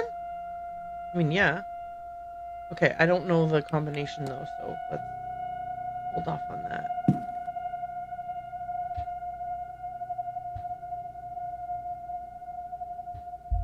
Okay, so this I can look at. A listing of all guest activities planned for this event. I already saw that. Oh, never mind, hang on, there's more. There's a mass ball this evening at 9 p.m. in the ballroom. No, I've already seen these, right? Yeah, that's why they're circled. Okay, never mind. I misunderstood what I was looking at. Okay, I've got that key. Panel. Okay, let's get out of here. Let's get the hell out of here. I need to figure out how to get to the bathhouse. Door is locked. I don't think it sees much use. From my memory of the outside, I suspect this leads to the Blake private residence. Dang it! Ladies. closet. Staff only. Atrium, dining room, stables. What if I go...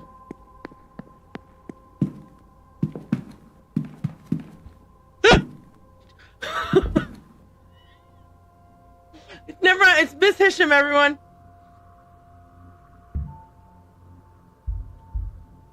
Okay. Necklace. The design on her necklace is reminiscent of cracked porcelain. Charcoal smudged hands. There are dark smudges on her hands. Perhaps she has been drawing. Tired eyes. She looks tired, as if she hasn't slept well in a long time. Headdress. A headdress of some sort. What if it's a bandage because she's got a injury? Okay. Oh, this angle is terrible. Mr. Ward, you need to talk to me? I would like to discuss evidence. Let's start with Evelyn Dean. Have you met Miss Dean? She is an acquaintance. No, a friend. We've been writing to her for some time. She's the reason I came here. She invited me based on my work, my research. But I've not seen her in a day or two. At first, I actually forgot she was here. My friend who brought me here. It's like forgetting to eat or drink. Then I found some of our correspondence and it reminded me she was here, but I cannot find her now. I'm worried for her. Well, she's a terrible person and we all hate her, so... Where are you going to be and when? What are your plans for Saturday? Well, I do not think I can miss the ball this evening. I want to know what is considered to be a party over here. Until then, I'm interested in the history of this manor, so I will attend the Marcus's talk at 11. Well, you already did that then. And I'm meeting Mr. O'Meara for lunch at 1. Yeah, I was there. We had lunch together. As for tomorrow... Social obligations aside... Oh, no, wait. Yeah, we had lunch together. I had breakfast with Dupree and Darcy. Social obligations aside, I intend to explore the manor. Quite an interesting building and so large. I'm sure it holds many secrets. I hear the graveyard is opening up, too. I may pay it a visit around 11. What graveyard? And of course, I do not think I can miss the séance. Okay. Hang on a second. Let's start with the drawing. Have you been drawing a vase? The vase of Nectanebo. Oh, I'm probably pronouncing that wrong. I'm so sorry. Please forgive me. I can see it when I close my eyes. Long buried and then long lost, it should be somewhere here in these halls. But it's not here to see. Someone has hidden it away. But where? The basement? The church? Blake's own residence? I can find nothing. If only I could find some records. Excuse me, I'm just passionate. Bridge game. I understand there was a bridge game on Tuesday. Yes, though I was not there, I was taking a walk in the gardens, and then I retired to my room. Okay. The vase you're studying, is it an artifact you have a particular interest in? I discovered it had been acquired by a member of the Irish gentry a few years ago. And as if true of so much of our history in Egypt, as is true of so much of our history in Egypt, it was taken from its rightful home and kept as a souvenir. Supposedly, it's stored somewhere among the Blake's possessions. I would be interested in seeing it. Okay. Let's ask about her necklace. Your necklace, it's an unusual design. It's made from pottery I've excavated. The pottery was not actually old or valuable, a modern pot covered in countless sandstorms. I wear it to remind me to stay in the present. There is beauty to be found here, as much as in the past. Something I find myself struggling with these days. I think she's a wise woman. I like her. She seems tired. Have you had trouble sleeping of late, Miss Hisham?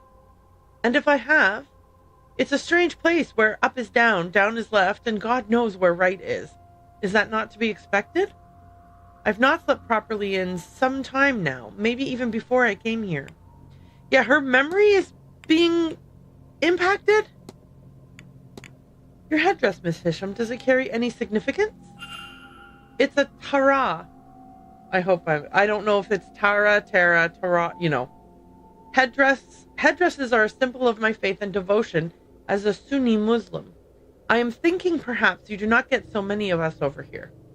I must confess, you would be the first I met of that ilk. Okay. Charcoal sponged hands. Have you been drawing? Ah, the charcoal, yes, it gets everywhere. It is useful for sketches of artifacts, shading, to manipulate the values of light and dark and bring life to a still image, but still to never match the real thing. Ask about the Séance. It seems they've spared no expense to put on this event. Of course, it would have been cheaper to host it in your Dublin or London. But then the house itself is the draw. The house and its inhabitants, I suppose they do not travel. But you can't bring the house and all the ghosts with you everywhere. Hauntings. Have you seen anything strange around the manor, like perhaps ghosts? Ah, so you see them too. They do like to wander the dead, those of them who can. It is strange to note that ghosts carry their physical plights as death, or at death. You would think they would heal or something, but no. Why is that? Okay. Strange dreams. I've had some strange dreams while I've been staying here. This place, it gets too easily into one's head. I haven't tasted a good night's sleep in a very long time. Okay. People, documents, observation, learned, analysis, everything. Okay, so should I ask her? It doesn't seem like I can ask her about an exorcism or anything like that.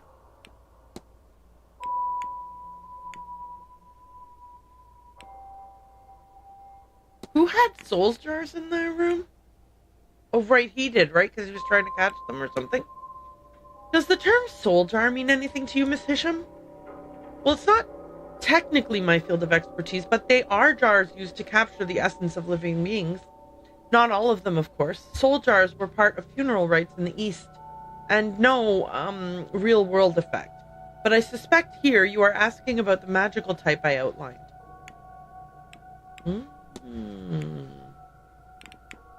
Strange device. Have you noticed the strange device in the atrium?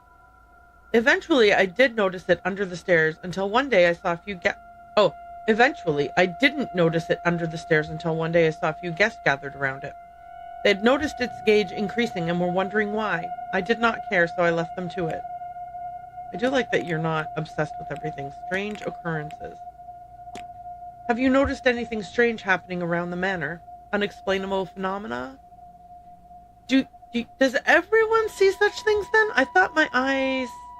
The worst things were the bones. A few nights ago, I stepped on a carpet and felt a crunch. I lifted it to find the bones of a small hand. I went to grab the housekeeper, but when we returned, the bones were gone. I thought she would think I played a trick on her, but she told me this was not the first time. That made it all the stranger. Ooh, lady, what are you telling me here? Okay, I am going to... Jason is here, and he is over there trying to be the quietest mouse that ever moused. And he's very successful in it, right? You hardly notice him. He's such a sweetie. Hi, Jason. Oh, he left. Just as I said hi to him, he was like skedaddled out of here. Let's ask her about herself, which I should have done at the start. What can you tell me about yourself, Miss Hisham? I'm a historian and Egyptologist, and I'm here to see how the adoption of ancient Egyptian culture and symbology is being used in magic. I'm here to talk about cultural appropriation. I think there are arguments to be had about the nature of this magic, but I would not invite myself to those arguments. Hi, Jay. Otherwise, I am the eldest of 3 daughters, and I would very much like to see my sisters soon, before they run off and marry the first pretty poet boy they meet. Hopefully, I will not be kept too long in this part of the world. It is lovely, but my bones were not made for this cold. Okay, I'm going How to... may you be? Yeah. May Allah guide you. Okay. And this door I can't enter, right? Yeah. Okay. So I need to go into the tower to get down to the basement. I think it's this one.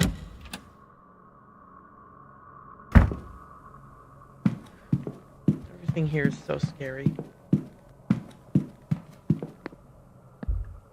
Another drawing of a vase.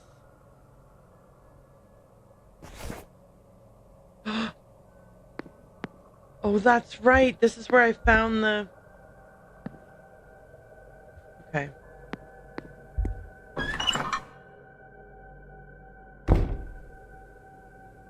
And this is the first one I found. Oh, hang on. Wait, I can place them?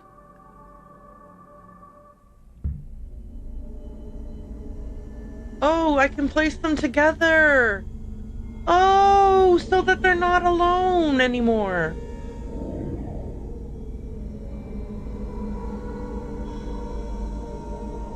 Oh my god, you guys, I've been carrying around the one set of remains this whole time, keeping them apart even longer than they needed to be. Percival damned them to an eternity of torment. And for what? He knew their screams would go unheard. I pray they find the peace they deserve. May God have mercy on their souls. But now there's 2 fewer ghosts. There's 2 fewer ghosts here for the seance to use. Yeah, that's right. We're going to unhaunt this house if it's the last thing we do. How long were they trapped here? How long can a soul linger and why? I wonder, Iman. No, best not dwell on it. Amen? Anyway, I think he's thinking about his brother. Thankfully, I can't tell if these ever saw use. Nope. It's 5 o'clock. Ding! Someone intended to meet Miss Dean at the bar. Oh, shoot. Should I go to the bar and see who it was? Fuck it. Look. It looks clean. Possibly held water. Okay. This is not what I was wanting to do in the basement.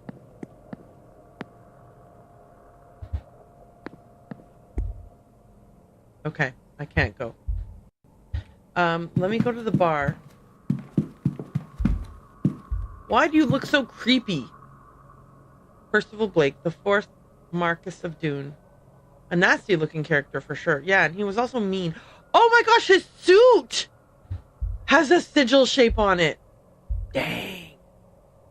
The buttons on his jacket have the same patterns as those on the missing doorway at room 15. It's a shame that whatever left him with this wound didn't kill him. He wasn't a very nice guy, y'all. Is it just me, or is his remaining eye looking downwards? I've seen this symbol. It was on an archway just below here. Okay. This was a hint that I was supposed to have looked at before I ran down here and opened up this whole thing and found the 2 lovers. But I don't look at hints, obviously. So let's go through this door. I just ran right past him, straight down to the bottom of the stairs, and opened up the thingy. Bar. Oops, that's not the bar. Where's the bar?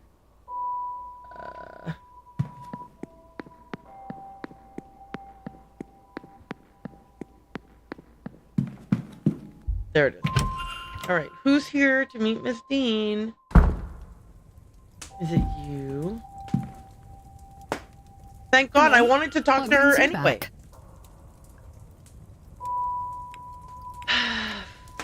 Discuss evidence. Okay. Jacket note.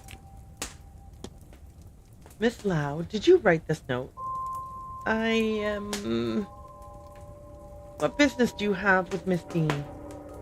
Did she send you? Is this why we've not seen her recently? She's acting through you as a proxy.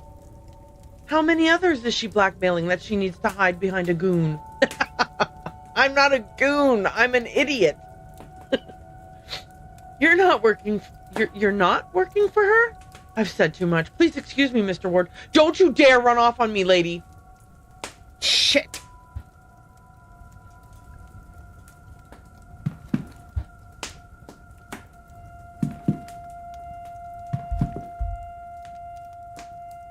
I'm not exactly in the mood for a game right now. Okay, fine. Let me look at this horseshoe painting. Let's talk to Kahal. Wait, did I never analyze him? You again. Oh, that's right, because I only talked to him in a cutscene. He has a cane. Walks leaning on a cane. He's leaning on that cane for support. The way he's standing leaves no doubt. Powder stain. There are traces of a white substance around his pocket. Well-dressed. Expensive attire, but nothing flashy. He's wealthy, but doesn't care if people know it or not. Distracted look in eyes. Something about his eyes gives me the impression he's only half in the room. Okay, let's talk to him about Miss Dean, and then we can talk to him about the stuff we found in his room when we snooped. Have you by chance met Miss Dean? Have I? I mightn't have shown my face if I knew Evelyn was here. But why should I suffer for her lack of decorum? Miss Dean turned down a marriage proposal I made her a year or two ago, and there was not a second thought to it. It'd have been one thing if it were just an offer of convenience, but I thought... I was stupid enough to ask if she'd mind. If she'd mind me switching to room 16, you know, just to be near her. At least I was there to overhear her and Miss Quinn arguing in the corridor the other evening. Honestly, quarantine needs to let it go. Evelyn just makes use of people. It's just how she is. There are things I want to ask you about. Specific things. Like your timetable. Do you have plans for the weekend? Well, the bar only opens in the evening, so I suppose I need other ways to entertain myself till then. I do hear the housekeeper serves drinks on the patio. Perhaps I'll spend the morning there. When I get bored of that, there's lunch at 1. Starving is less interesting than you'd think. And Miss Callahan's talk at 3 seems livable. So I'll drop in on that. What else? Oh yes, I've promised Mrs. Darcy a rematch of pool in the bar at 6. Now she makes a dull game fun. I didn't know you could misfire a ball that badly, but she certainly managed it. Of course, I won't be missing the ball. Maybe a bit of real fun in this place for once. As for tomorrow, I should go to the Mass at 12 and try to absolve myself of some of my sins. Not all of them, mind you. I don't want to be there all day. Actually, I might visit the graveyard after that. Come to think of it, isn't every graveyard visit a near-death experience? Yes? No? You could smile at least. I suppose I'll be in the bar in the evening, though I've already run 2 circles around the drinks menu. Then it's lunch at 1, dinner at 8. God, it really is all circles, isn't it? Breakfast, lunch, dinner, drink. Still, not long until the main event, eh? Even I should try to be sober for that. Okay, let's see what else we can talk to him about. I do want to know about, some of these things. Oh, I wish I could have asked. I was hoping to be able to ask Miss Hisham about the Milesian or whatever bloodline thing. Okay, I'm going to ask him about hauntings, angels, and fetters. That is something I want to know what he thinks. Have you had any strange experiences around the manor, Mr. O'Meara? I could swear I have. Oh, you mean ghosts? You're not the first person to ask me that, actually. It seems like everyone's seeing things in this place. I haven't seen much, but I have this feeling that there are other people here, more than us guests, don't you? Sometimes I do. Okay, then we can ask him about angels. What do you know about angels, Mr. O'Meara? What a question! Plenty, if you must know, the Lord's servants sent now and then to intervene and minister to our earthly matters. Messengers of the higher power, not existing as we do, but as incorporeal beings just beyond understanding. They're beings of light, and the very essence of all that's good, and very seldom seen. Maybe for that reason. Huh. If only I could say otherwise. I could swear there's one with me, but I can so seldom reach it. I like that he thinks he's surrounded by angels, or at least has one. Fetters. Do you know anything about the concept of fetters?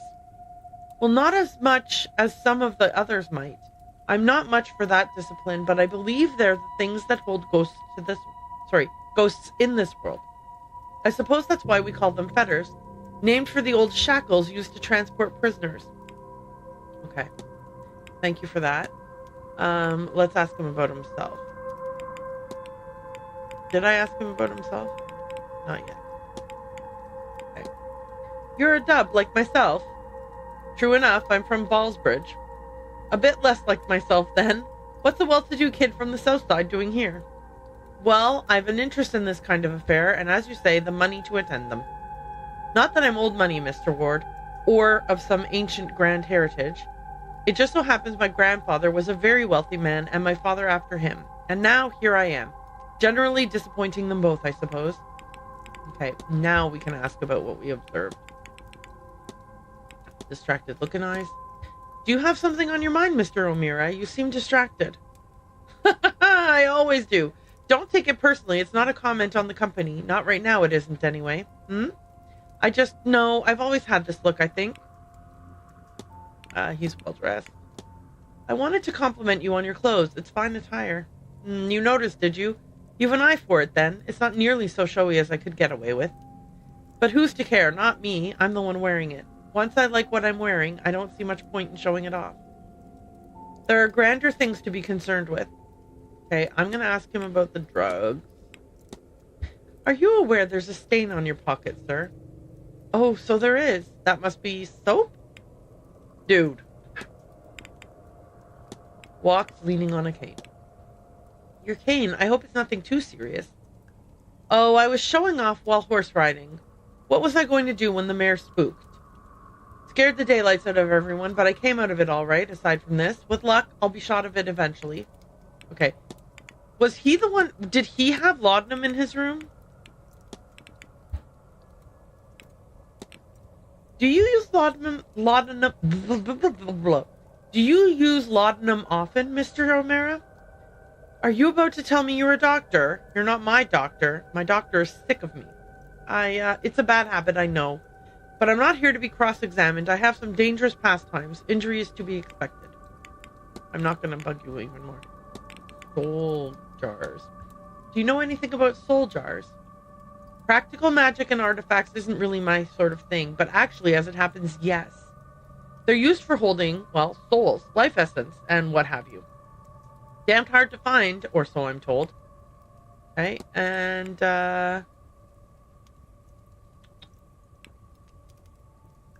was he at the bridge game?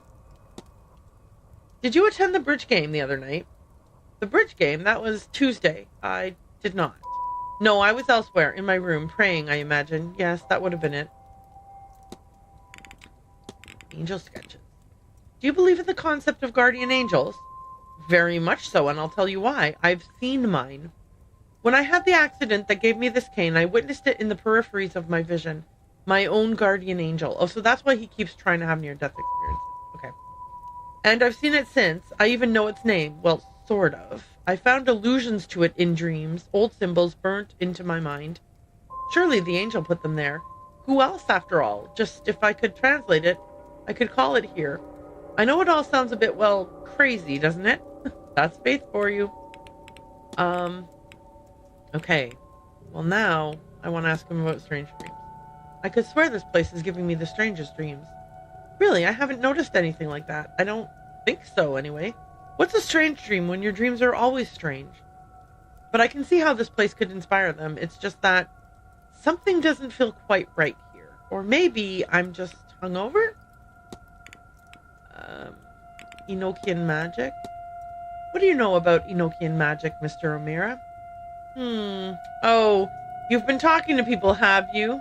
Did they send you to me? Well, I'm no lecturer, but the gist of it is something like, it's its own magical discipline, using rituals and ceremonies to speak to angels or their like.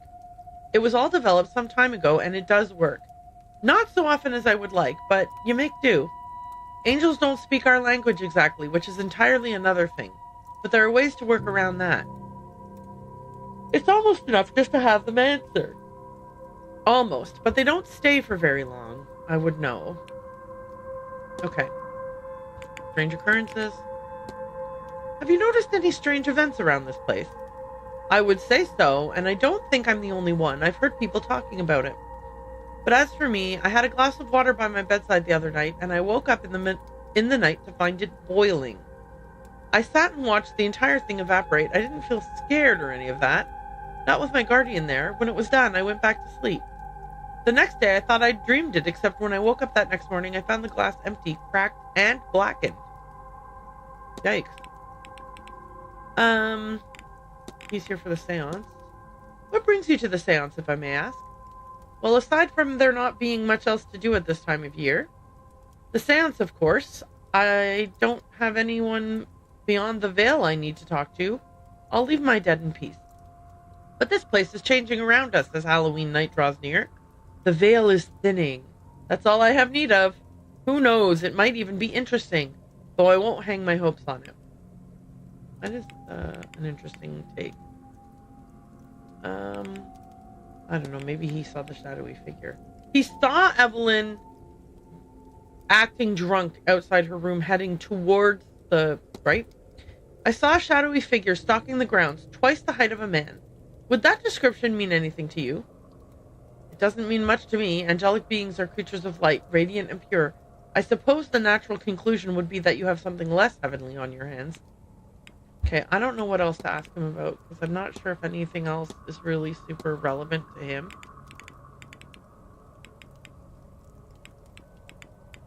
I'm upset that I wasn't able to talk to Victoria more.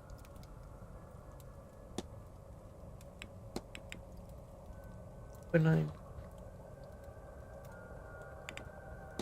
Memento Mori. I mean, that's for Miss Quinn that we need to ask this. Oh, wait, but we can ask him, so we might as well. Do you know anything about the Quinn family having an unusual number of deaths? So she is one of those Quinns, is she? I didn't think there were any left to meet. Yeah, so I've heard that they bear a curse, one that's supposedly about a century old now.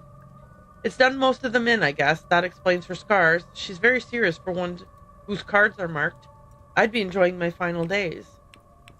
Can I ask about curse with him? No, right?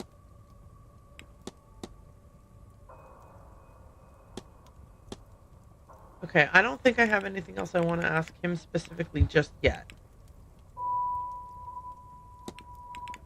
I'll be off, Mr. O'Mara. O'Mara, sorry, I was Don't let me mispronouncing his keep name you. this whole time. Okay. What's he got to do with the mystery? Well, he can't... He won't be the one because there were no, cane prints, you know?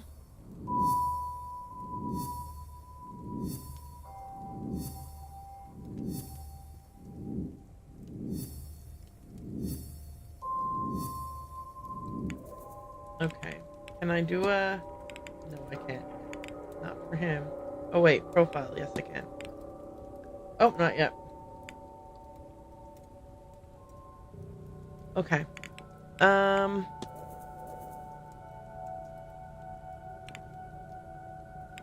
But because of his cane, I think I can eliminate him. Okay. Yeah. Okay. Is there anything else I can do down here?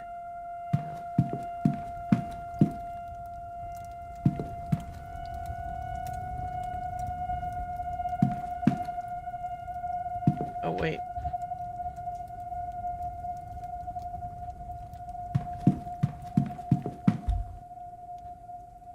Pool cues with a few scuffs from use. Everyone is accounted for. Well, then that was not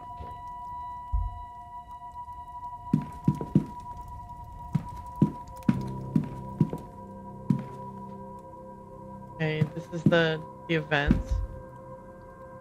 Definitely locked.